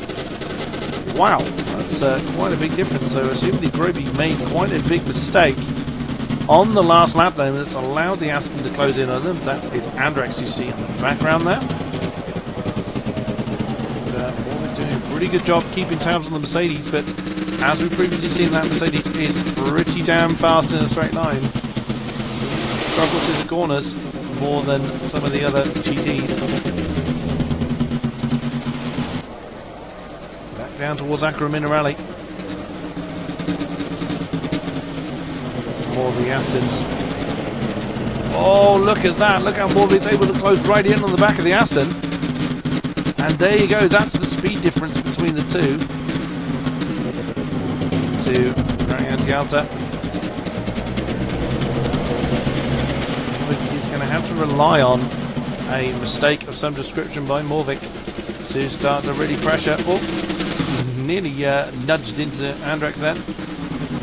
As the Marek takes the inside line, and Morvik slots in very nicely behind. Rivatsa. That pass then to the disadvantage of the Aston a little bit more than the Merc. It's just unfortunate timing. Over the line then. And Morvik, Groby looking to grab a bit of slipstream off the Marek. And why the devil not? Why the devil not? So let's continue looking through the field as we previously were. We were pretty much getting to this man Andrex, our lead coordinator. 1:35.2 is personal best of this race. Fila! Hello, Fila. Good to see you. Thanks for coming on board. Now, as you're not a Project Cars man, you're a F1 2016 man. Fela. Sorry, Fela, not Fila. Beg your pardon. I'll get it right one day. This is what happens in Project Cars. It's an old bug that's existed for forever. When the cars get to a certain point in fuel, this sound glitch happens. And it's nothing that SMS will ever fix for Project Cars 1. Let's just hope it doesn't persist in Project Cars 2, whenever that does.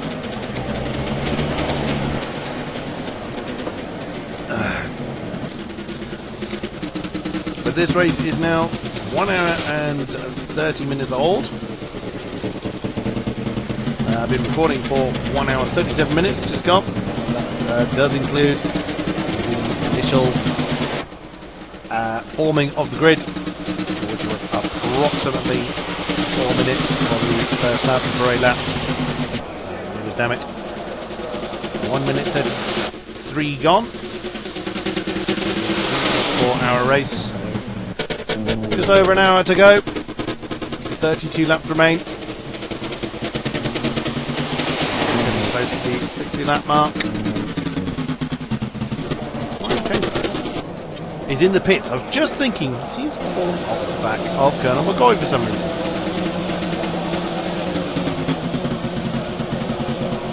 Flying K-Friend coming out of the pits then. And away he goes.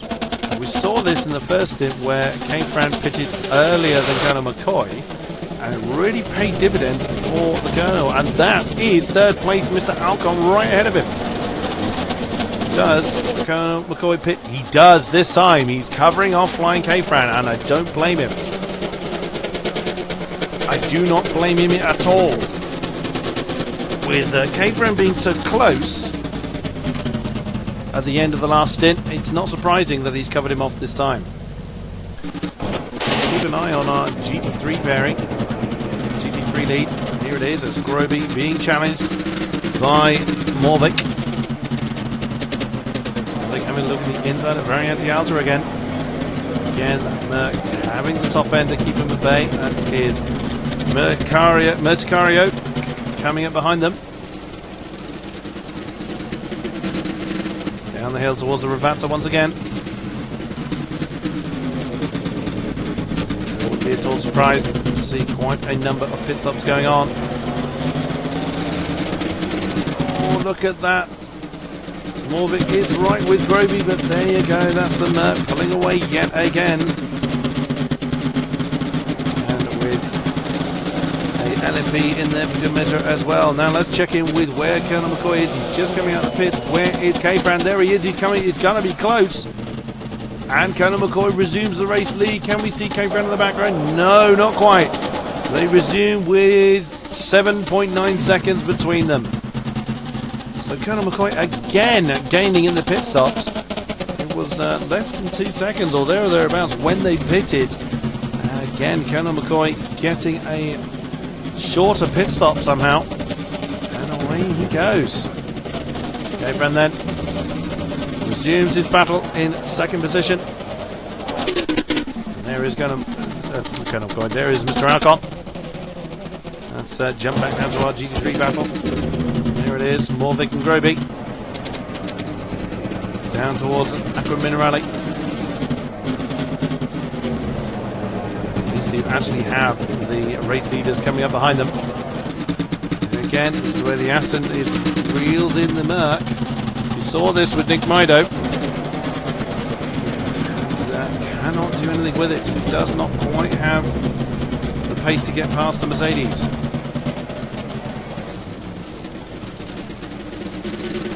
Down towards Ravazza once again. That is race leader Colonel McCoy coming up behind them. Well, they don't have to yield. They may think about doing it with the race leader coming up behind them. And Colonel McCoy doesn't need any assistance there. He's blasted past the Aston. And will no doubt do the same to the Mercedes. They'll flash to the lights anyway. And Morvik trying to get a long race slipstream there, it looked like.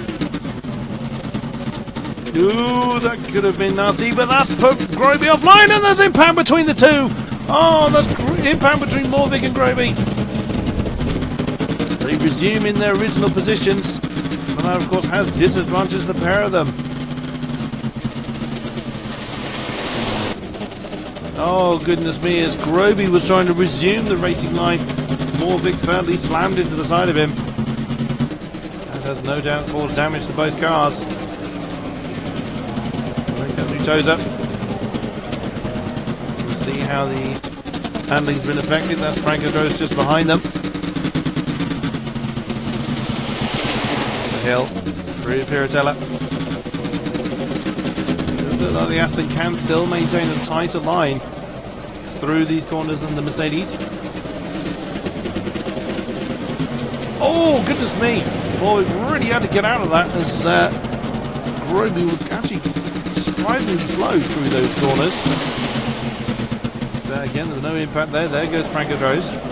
Splits these two GT3s. Nearly runs off the road at the exit of Brown into Yalta. That's really, I think that disadvantaged Groby a little bit, Morvik a little bit. And that's the nature of the beast, unfortunately. Oh, and that's Groby off. Groby off at Ravazza. That could give the class lead. No, he's just recovered in time to prevent Morvik making an overtake. And both of them come in at exactly the same time. So that's 13th and 14th class lead and class second for the GT3 field coming into the pits at the same time. What does DG do? Dangerous Genetic continues. So DG will take the class lead then in the Mercedes. Rigel is another 30 seconds or so down the road.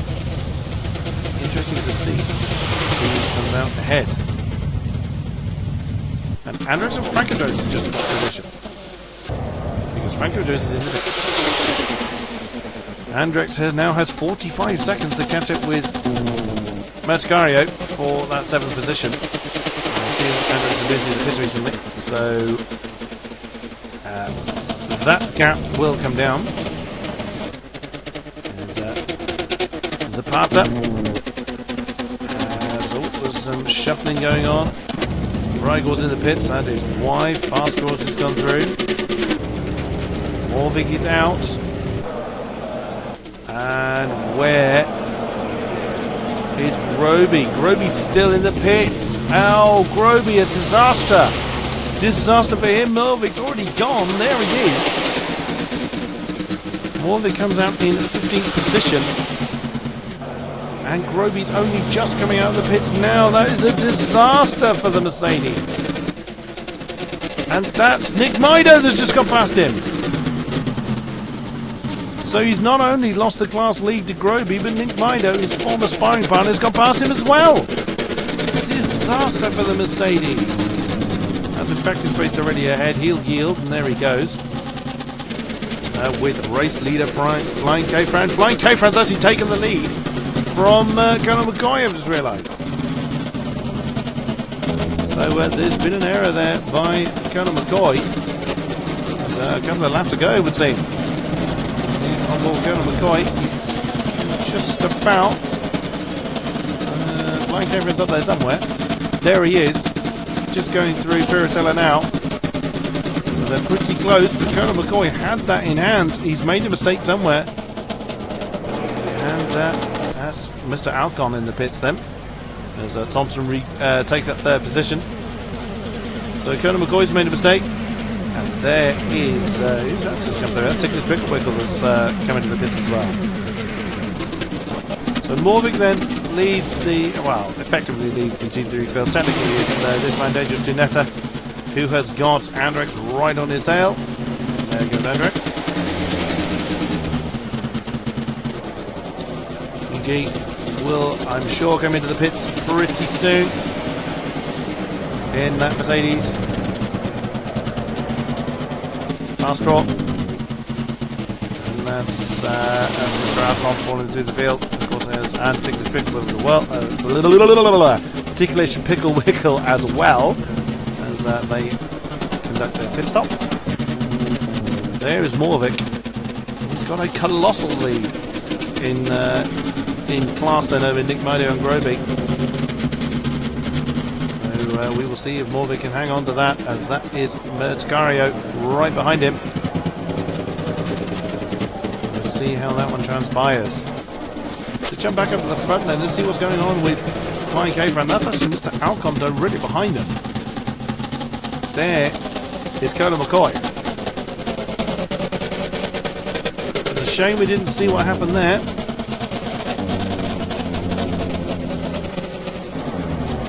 Conan McCoy had a pretty comfortable lead on Flying K-Fran early on. Earlier, I should have said. So Flying K-Fran then resumes the lead of this race. Can Conan McCoy do anything about it? That is the golden question. Fastest lap still belongs to Flying K-Fran. Whether that will remain the case race long, we don't know. Mr. Alcon really needs to be yielding that position, and he does. Yielding to the blue flags, which he does. And that is, I think that's Morvik actually directly ahead of them. And DG, I think, is in the pits now. So he has surrendered that class lead, and what's going on there? So Mertcario, and is that Thompson in the pits? Yeah, of course, Thompson is in the pits then for the final time. So Mertcario up to third then in the race. There's Conan McCoy just getting past Morvik. There's Mr. Alcon. Going through the shot then was Flying K-Fran.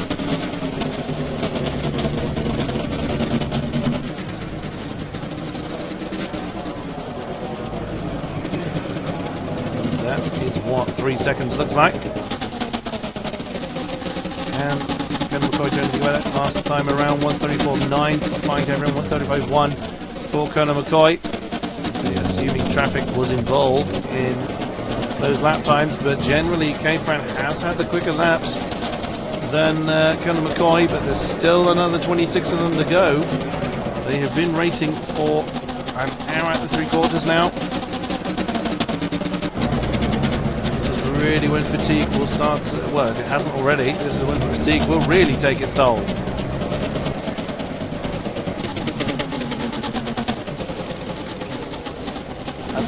That was first, second and third. It's now first, second and fourth in that shot there. Where is Mertcario? Oh! That's Itharian that sat still.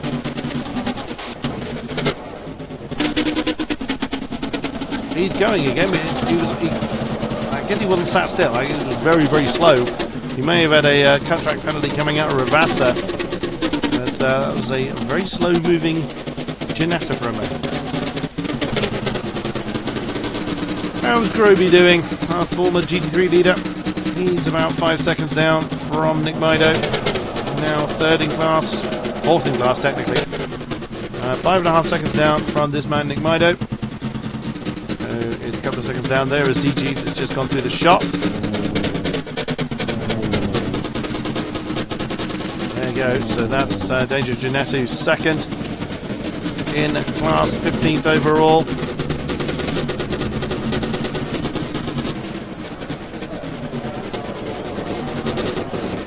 Morvik, 14th, and oh no, beg your pardon, no, Fast Draw's actually leading the. I was just thinking which one 13th was class lead, and it is indeed. So Fast Draw technically leads the GT3 field at the moment.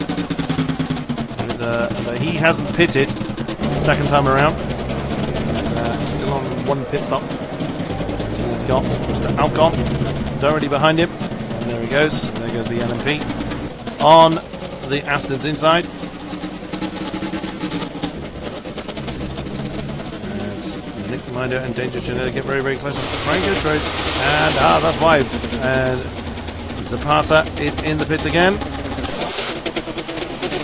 That is for position. That is Andrex and Ticklish Picklewickle for 6th position. Every time we check in with Andrex, he is about ready to pounce on someone. And it is this time TBW for 6th place. Look at the lap times. 136.1, 137.3 last time around for those two. So, which Marek is going to win this one?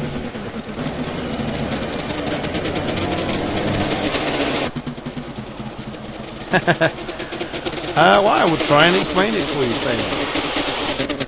As we watch this battle here for 6th position. In endurance racing, you tend to have the LMPs, the Le Mans prototypes, are racing alongside the GT3 cars. I don't fully know why they do it, but it is a kind of traditional mixture of cars. Nick Mido is currently in 16th position. That he's in the GT3 field. Oh, look at that! A clean move around the outside of Villeneuve, and that is 6th position. I don't think TBW put up much of a fight there, but that was such a beautiful move from Andrex yet again to further climb up the field. Lovely stuff. Anyway, as I was saying, typically the LMPs and GT3s will race each other in endurance events. Different categories, different sponsors, different teams, entering different cars, what have you. Nick Midas specifically, let me jump down to him as you are asking. There he is. He was challenging for the GT3 lead in the first stint of the race, so before the first pit stops. Unfortunately, he had a bit of a tangle with somebody, which has cost him a bit of time. I think he's had some damage on that car. He's not really been able to resume the pace he had early on. That in the background you just saw there was Andrex in 6th, just coming past Groby in 17th. Groby was the GT3 leader for quite a long time, but unfortunately disaster struck at the pit stops, and he's lost that to technically this man Fastraw. But Fastraw hasn't pitted. I will be surprised if Fastraw can go to the end of the race. This man, however, has pitted for a second time, and I fully would expect Morvik to take the class lead very, very soon. Leading the way is still this man Flying K-Fran. He had the pole time. Oops, running a little bit wide over that, so he's got caught behind Quegwin. That is going to be Colonel McCoy's advantage. That time last time around 134.8 for K-Fran, 135.3 for Colonel McCoy. This time with traffic involved. 135.9, we saw Flying K-Fran getting held up at Ravazza, and 135.4 for Colonel McCoy. Now, Flying K-Fran and Colonel McCoy have been in a class of 1 all race long. They have been way ahead of the field. That's Frank Adros, you see, he's coming through the shot. They've been pretty close to each other, broadly speaking, all race long, but everyone else has been way, way back. They have lapped the entire field. There's Merticario in 3rd, behind them on track and a lap down. So that just shows you the pace difference that Colonel McCoy and Flying K-Fran have had here this evening. So 3rd place then to Merticario. He hasn't pitted for a second time, I don't believe. That behind him is Mr. Alcon, who was 3rd. Oh dear, as Merticario runs a bit wide and he gets a cut track penalty. That's 3rd place straight to Mr. Alcon then. Yeah, the game does not like you running that wide at Aqua Minerale. they go.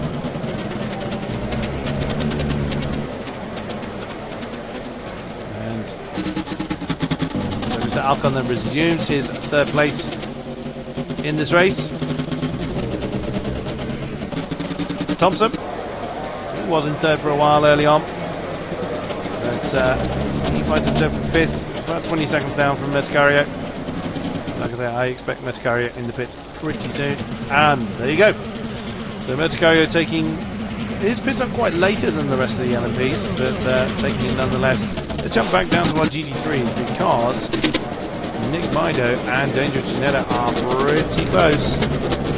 And Dangerous Janetta and Groby are pretty close as well. So we have Corvette, Mercedes battle here as Thompson goes into fourth ahead of King-Kodiak, and Andrex is going to claim that fifth position as well. As these guys come around Ravazza.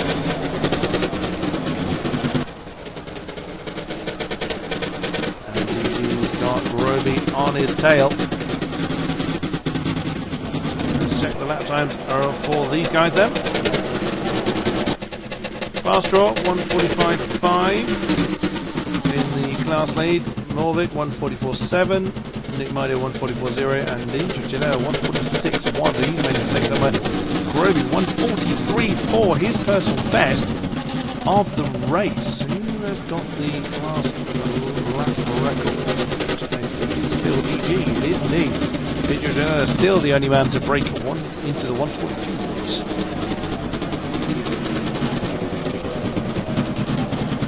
As that is F1 racer we see ahead of the Mercedes, and Zanchik just behind them. Who else can we look at? Oh, Andrex is in trouble. Andrex is in trouble. There he is. I think he's had. He might have run a bit wide at Acro Minerali because he's suddenly lost that position to Ticklish Picklewickle.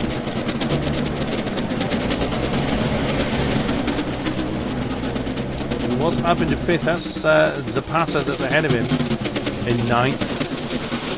But I think, as we saw earlier on, we saw someone getting a cut track there. It could be that Andrex ran a little bit too wide, got a cut track penalty himself, or he'd made a mistake and was simply recovering from it. TPW back in fifth position. Andrex will not like at all. If you look at the lap time. 1:42, so indeed he lost. That's not enough for a cut track penalty, so I think he just made a mistake there. Well, it could be a cut track penalty actually, but I think it's more likely he made a mistake and is trying to recover from it. Andrex then continues on his way through Villeneuve, and close back in on that fifth position that TPW currently occupies. 20 laps to go here at Imola. San Marino. And this is starting to get very, very difficult for the drivers then. I'm just going to jump back down to the GT3s. There they are. Some of them, of course. Morvik is about 3 seconds down from Fast Draw, so we'll be checking in with those pretty soon. Dangerous Janetta and Groby. Mercedes brethren, they are losing the back of that Corvette of Nick Mido. Ooh, as DG's run a bit wide. DG tyres could be rather second hand. Or he's simply on a harder compound than Groby is.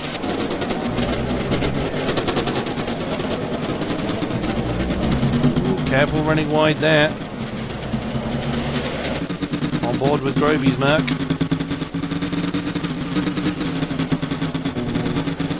Interesting that Dangerous Janetta was able to pull away. Much as we've seen the Mercs pull away from the Corvettes on the straights, we saw DG there do the same to Groby. So that's more setup difference than anything else, as we see Dozer, Kitty and Mercario in the background there. Mercario, I keep saying Mercario. Mercario. Beg your pardon. It's been a while since I've done a GT3, done an endurance commentary, so I'm struggling to keep up now. I will be honest, but there we go. I signed up for the gig, so I knew what I was getting into. Looking at the timing there for Andrex, he's getting pretty close to TBW as Ruby lets Dozer Kitty through. He will pick off Dangerous Janetta as well fairly easily before the Piratella. Less than 20 laps to go. Down the hill. Oh, someone's just at the wall. Oh, no way of knowing who is at the wall, unfortunately, but I heard someone have a bit of a crunch.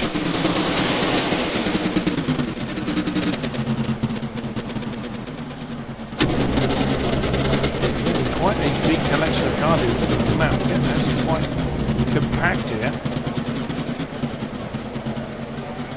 Flash of the lights there from race leader flying. No, big man, that's not K-Friend. That is. Oh, that's Dangerous Janetta running wide, I think. That was Metcario that was flashing his lights there. But that could have compromised TG's entrance into. Exit from the Ravazza. Roby has still lost time on DG. 1.6 seconds to be precise. Oops, that's Hitharian that's struggling there. Could have been Hitharian that was bouncing off the wall we heard earlier. Jump up to the battle for fifth position. Here it is. It's Andrex and TBW. Again, crossing swords. As they just come through Acqua Minerale. Heading down towards Variante Alta.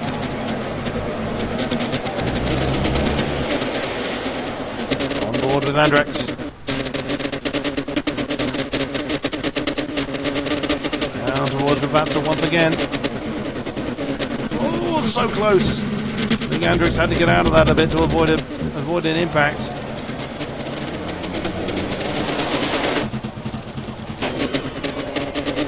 That was a weird noise as I jumped on board with Andrex there.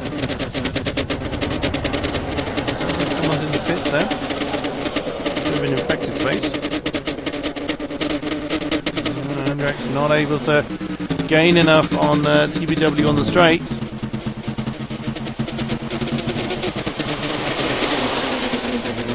And this could be Andrex's opportunity heading down into Villeneuve. TBW able to hold him off. Into Tozer. He doesn't try an inside maneuver there. Might know Fast Draw have just what position is that because Fast Draw is in the pits. Yes, he is. Back up to this battle for fifth. And that is Goigwin. We'll just go through the shot.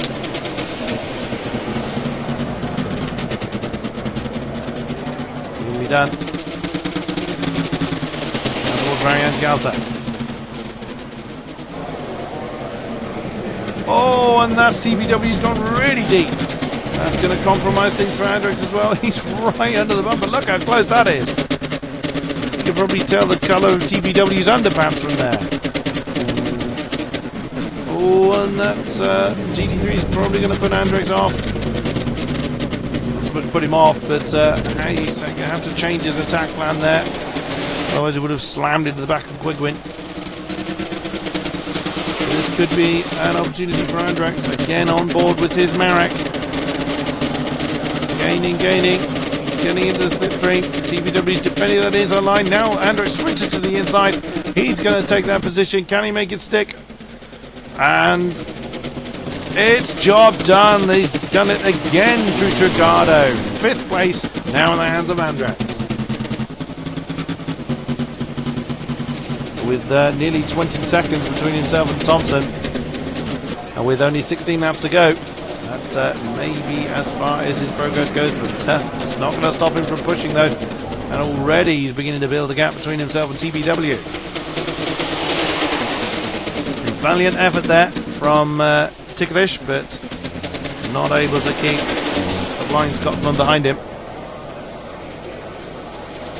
Where else shall we look? Indeed it was, Phelan. Indeed it was. BW really is falling off the back of Andrex pretty quick. What was their lap times last time around? 1:38. So that just shows you the pace difference that Andrex was suffering there behind TBW. Where's our race leader? There he is. He's just coming around Piratelli himself. There in the background you just saw Colonel McCoy, so still these two in fairly close succession. That's Morvic. Whoa, going very, very deep into Acqua Minerale. He has to be careful he didn't get a penalty there. It's Colonel McCoy giving him a flash of the lights. It is really pointless, but Morvic. Oh dear, that's Colonel McCoy. He's gone too deep. Variantiato with a cut track penalty as well. He was trying to get past Morvic, went too deep, and the game punished him for it. Oh dear, but we could have a battle here for the lead of the GT3 field as Nick Mido is closing in on Morvic. Previously it was Nick Mido and Groby for the GT3 lead. And there you go, you can see the Aston and the Corvette there in the same shot, and in the background you just saw Dangerous Ginetta. Right behind him still is the Mercedes of Groby. So the GT3 field is beginning to bunch up a bit. We could see a battle in these closing stages for the GT3 lead. We will see how that transpires. But Colonel McCoy has lost a lot of momentum there. It just looked like, if you look at Colonel McCoy's driver's head, I just noticed his point is looking down. He's asleep. He's fallen asleep. I wonder if that's the same for all of them. Yep, look at that. His visor's facing down by his feet. The LMP drivers have fallen asleep, ladies and gentlemen. Oh, did that? Look, Mr. Alcon, he's staring at his steering wheel. So Mr. Alcon's nodded off as well.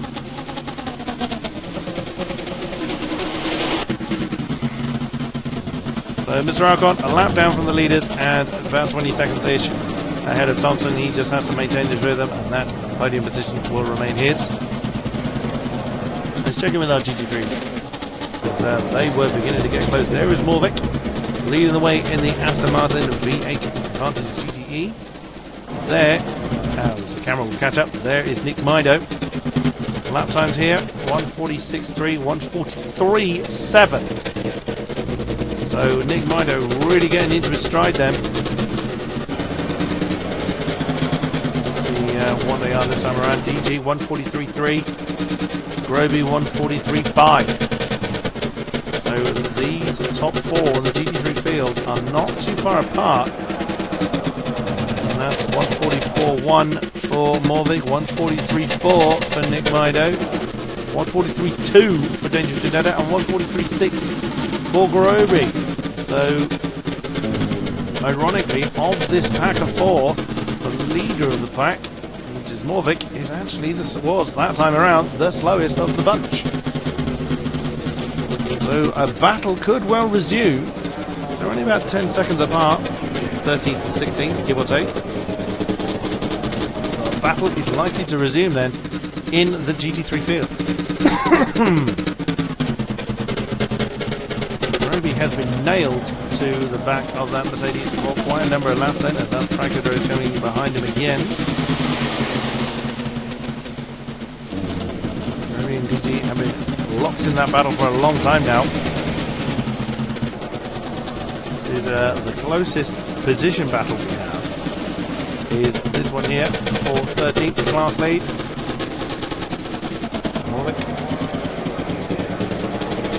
Had surprisingly few retirements from this race. We've lost Jons, who retired from this race. We lost Popsu, who unfortunately very early on was disqualified for reasons unknown. And we've lost another who I have completely forgotten who it was. Apologies for oops, and that was I think it was Franco Rose. It was indeed getting slightly out of shape. at the back of the shop there. That's Mr. Alcon coming past Nick Mido. Lap times that time around 43.6, 43.6, 45.2 for DG, so he's made a mistake on 44.6. Roby not able to capitalise on it to a massive degree.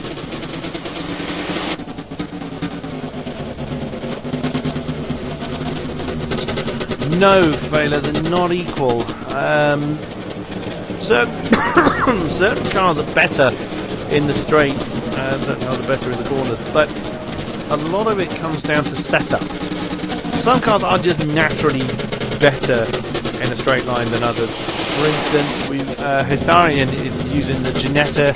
It's a smaller engine, smaller car, so it doesn't have the top end grunt of, for instance, the Mercedes or the Aston, but through the corners though, it's a pretty nippy little thing. We've seen quite a few times the Corvette just cannot keep up with the Mercedes in a straight line, but through the corners the Corvette reels the Mercedes back in again. So there are differences in the actual cars themselves, but also the setups are completely down to the driver's preference. Good thing the roof is not a car to choose here. Ain't that the truth, Vadim? I can't believe I'm still calling you Fade in my broadcast.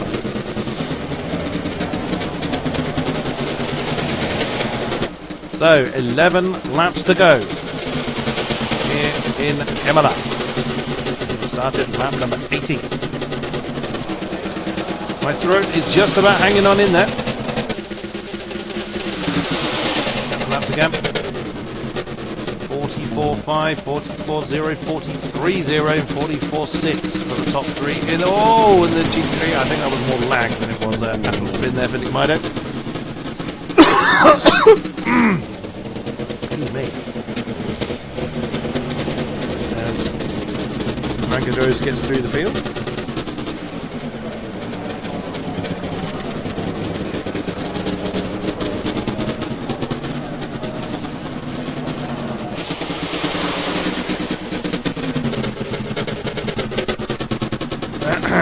No, I'll be there on Sunday, Fayla, don't worry about that. So with the right setup for each car, everyone does the same lap time. It's all things. Certain tracks favour certain cars.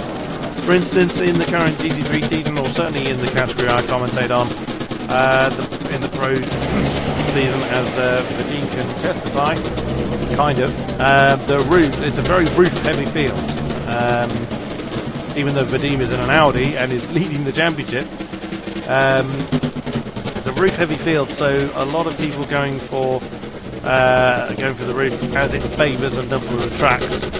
Also, the weather can make a difference. Different cars favour the wet or the colder, dark conditions better than others. So, whoops, and that was DG running wide at the exit. Oh, he's got a cut track as well. DG ran wide of the exit, Rivazza, and that's his position lost to Groby. There he goes. Groby will be probably quite glad he's finally got ahead of DG.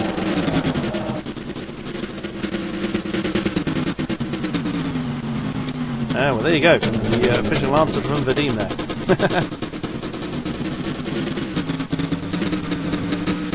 Yeah, the car. Each car does have its own characteristics, but setup makes a colossal difference.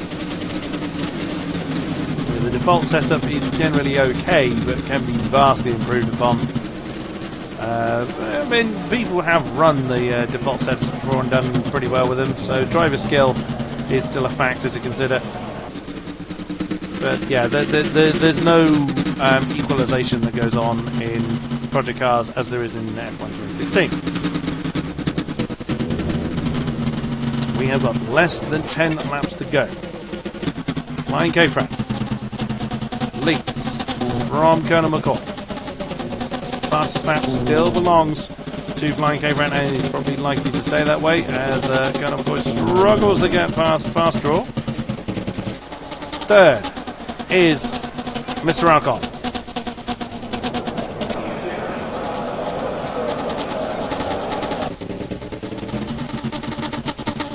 Yep, Vadim makes a good point there in Watkins Glen yesterday.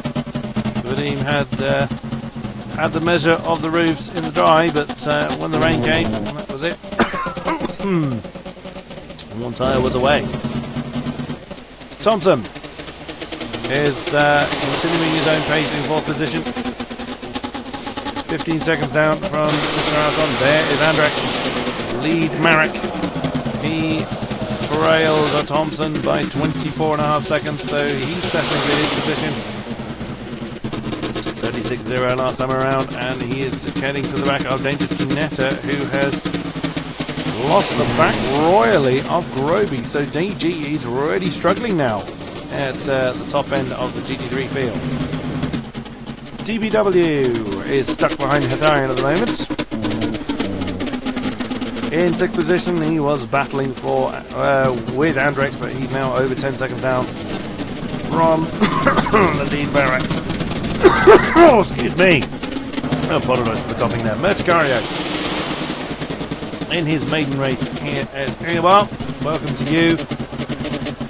Welcome to a couple of hours ago, but never mind. As we are over 2 hours, 2 hours and 10 minutes, nearly 2.25 hours even into this race. 8 laps to go.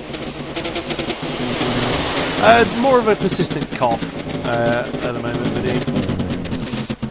I will be good for next week, and Fader, I will be good for Sunday.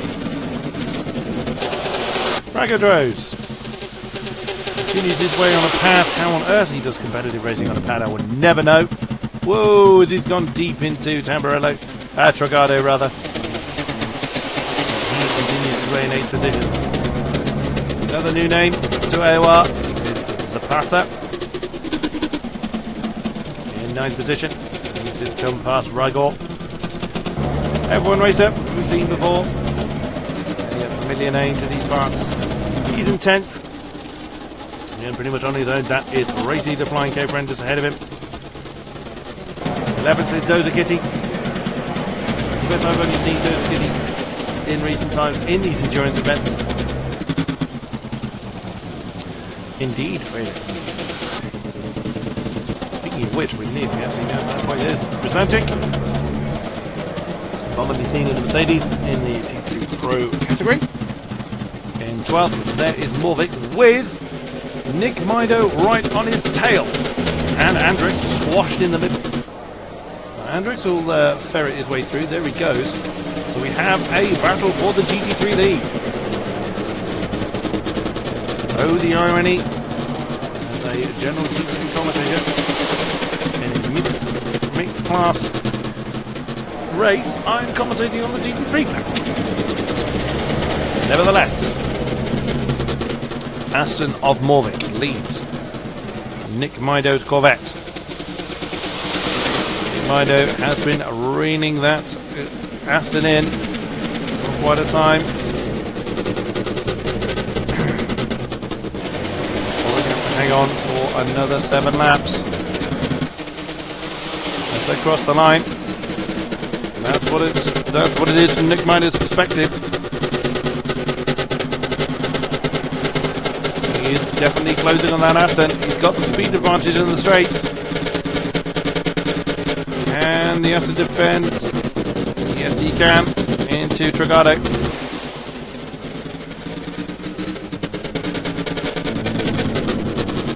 Nick Mido just needs to bide his time. He's definitely got the pace advantage over Morvik.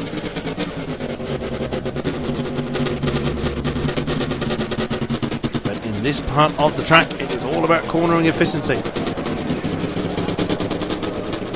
Around Toza. 6 laps to go. Up towards Piratella. Very interesting that both of them chose a completely different line. Nick Mido did not have a good run through the Piratella there. Definitely advantage Morvik that time. As the Aston's giving himself a bit of breathing space from Nick Mido. They come through very anti-alta, but we're now getting back towards the faster element of this circuit. Nick Mido will reel that Aston back in again. But Nick Mido is running out of time to do something about that pesky Aston ahead of him. Whoa, don't run too wide. And off to complete another lap they do. And they're behind. You actually saw DG with, and that's Ticklish Pickle Wiggle with him. That's Groby, I beg your pardon, wrong Mercedes. And there you go, that's Nick Mido's reeled in the Aston once again. Oh, he went a bit deep on the exit of Trigado. And that has cost him. You can see how much that's cost the Corvette. 5 laps remain. Just 5 more laps here at Imola.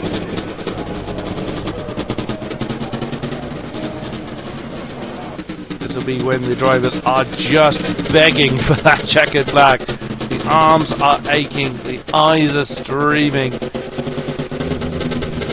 Concentration is hanging on by a mere thread. And still we see action like this. Nick Mido is struggling, it seems, to keep up with the Aston through this section, and indeed he will do, as it's more twisty than the section they're now coming into. So Groby, Morvik rather, is using the advantage of his Aston as best he can, but now the advantage swings back to the Corvette. Ruvatsa once again, with TVW coming up behind them, and this is what it looks like from Nick Mido again. You'll see he will gain on the Aston.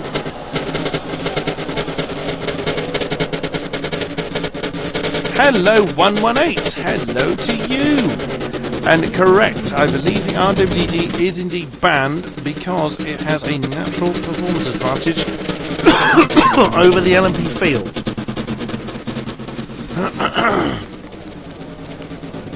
I must ask you, why do you have a number such as that? And hello there, Tapix, welcome to you. The sound unfortunately bugs like that in Project Cars. Oh, Nick Mido spun it on the exit of Toza. That is the end of his challenge. Morvik will be very happy about that. The sound glitches like that, unfortunately, with Project Cars. When the cars start to get low on fuel, this sound glitch kicks in, and it doesn't go away again, unfortunately. It's a long-standing bug that's never been fixed and never will be, unfortunately. Let's just hope it does not persist into Project Cars 2. So that is the end of Nick Mido's charge for the class lead. Groby's actually gotten into 14th, so second in class of the Mercedes, with only 4 laps to go. And Morvik then is away to the tune. Indeed, Fader. But welcome to the stream. Welcome to those that have found my little corner of Twitch. You are always welcome. For those who wanted to catch up with earlier events of the race, they are archived here on Twitch for the usual length of time, but they also get uploaded to my YouTube channel, which if you look for Ranger Carrot over on YouTube, you will find my uploads there. Race leader then, Flying K-Fran, comes across the line to start lap 88 and 3 to go. Colonel McCoy has closed him in again. Oh dear, that looked rather ugly. There is Colonel McCoy. Last lap, 136.8, 135.7. It looks like we have got a battle for the race lead again between these two Arcanissans. Last we looked, Colonel McCoy had got himself a cut track penalty and was 7-8 seconds down from that of Flying K-Fran.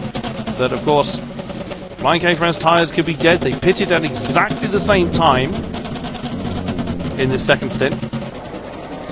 That is Morvik. So the race leaders are overtaking the GT3 class leaders. Class leader. Last of the lights then. It's pointless because he doesn't have to yield, but they do it anyway. Morvik being an obliging soul. He allows the 2 Oricas through. As they head down to Rivatsa for the penultimate but +1 time. That's a weird sentence. Through they go. And let's see what the lap times were between these two. They always do that too early. Shoot, you'd think I'd learn after nearly 90 laps. 135.4, 135.5. So Flying K-Friend knows the challenge is there.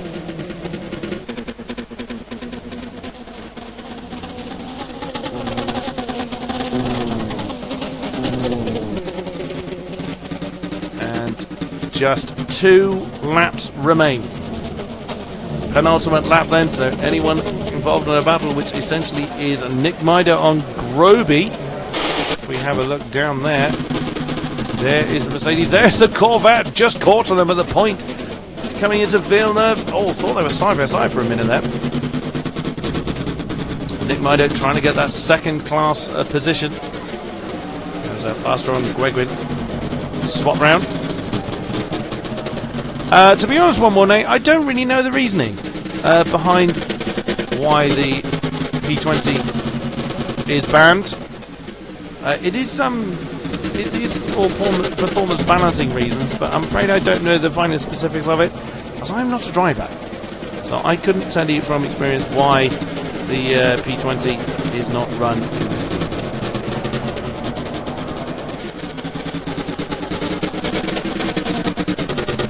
Why do you have a long number for a name? And apologies if you have actually explained that already. I completely missed it. This could be the opportunity for the Corvette then. Down towards Rivatsa. We are now on the final lap. Oh, story too long. That's fair enough.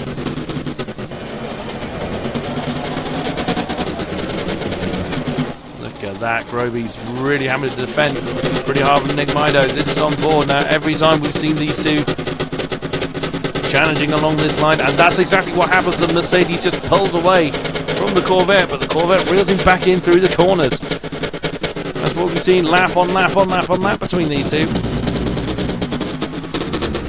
They had a pretty long battle in the middle of the race. We'll check back in with them later. But we are on our final lap then. K-Fran and Colonel McCoy still finding people to get past. That's Fastraw and Gwegwin and Ticklish Picklewickle just ahead of them. As K-Fran comes up to Variante Alta for the final time. Oh, it's gone too wide! It doesn't look like he got a cut track penalty. He was slightly put offline there by Fastraw. Not Fastraw's fault, it's just unlucky timing. Into Rivatsa for the final time for the Orica. And nips through to put another lap on Gwegwin. But your race winner then. I keep thinking the line there, it's not, it's further down. But your race winner here in Imola for the season opener of the Endurance Season 2 is Flying K-Fran. Very, very closely followed by Colonel McCoy in second. This man, Mr. Alcom, will come across the line to claim that third position. He's just coming down to Rivatsa now. With everyone crossing the line, the scoring board is going to go completely crazy. Morvik then has just crossed the line. He has taken that class win for the GT3 field. Congratulations to you. He has claimed that 13th position. Here's third to Mr. Alcon. Fourth is going to be Thompson. There he is. So the top 4 cars, all Orica 3 Nissans. And a big old wiggle. Why not? Great race. Well done. I would say just another right behind him. Mercario was not fifth. That belongs to this man, Andrex. Great recovery drive for Andrex, having problems early on. There's some brilliant racing from him. Lead Marek comes across the line to take 5th position. Flash of the lights. Well done to you. Here is TBW. come across the line to claim 6th position in the next Marek. And we'll check in with Nick Mido shortly. I think he may have already crossed the line. And here's DBW. 6th to him. That was jumps to my car. There's Carrier 7th. Franco Dro's indeed 8th. Zapata 9. F1 Racer 10. Dozer Kitty 11. Krizanchik 12. Yeah, the headlights are off, so Morvik has already crossed the line as we saw. Groby. That is the gap between Groby and I think they're still going actually.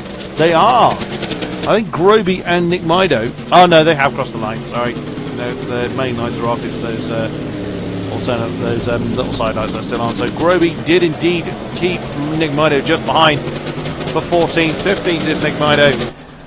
16th is the next Mercedes of Dangerous Janetta. 17th was Rygor in the next Corvette.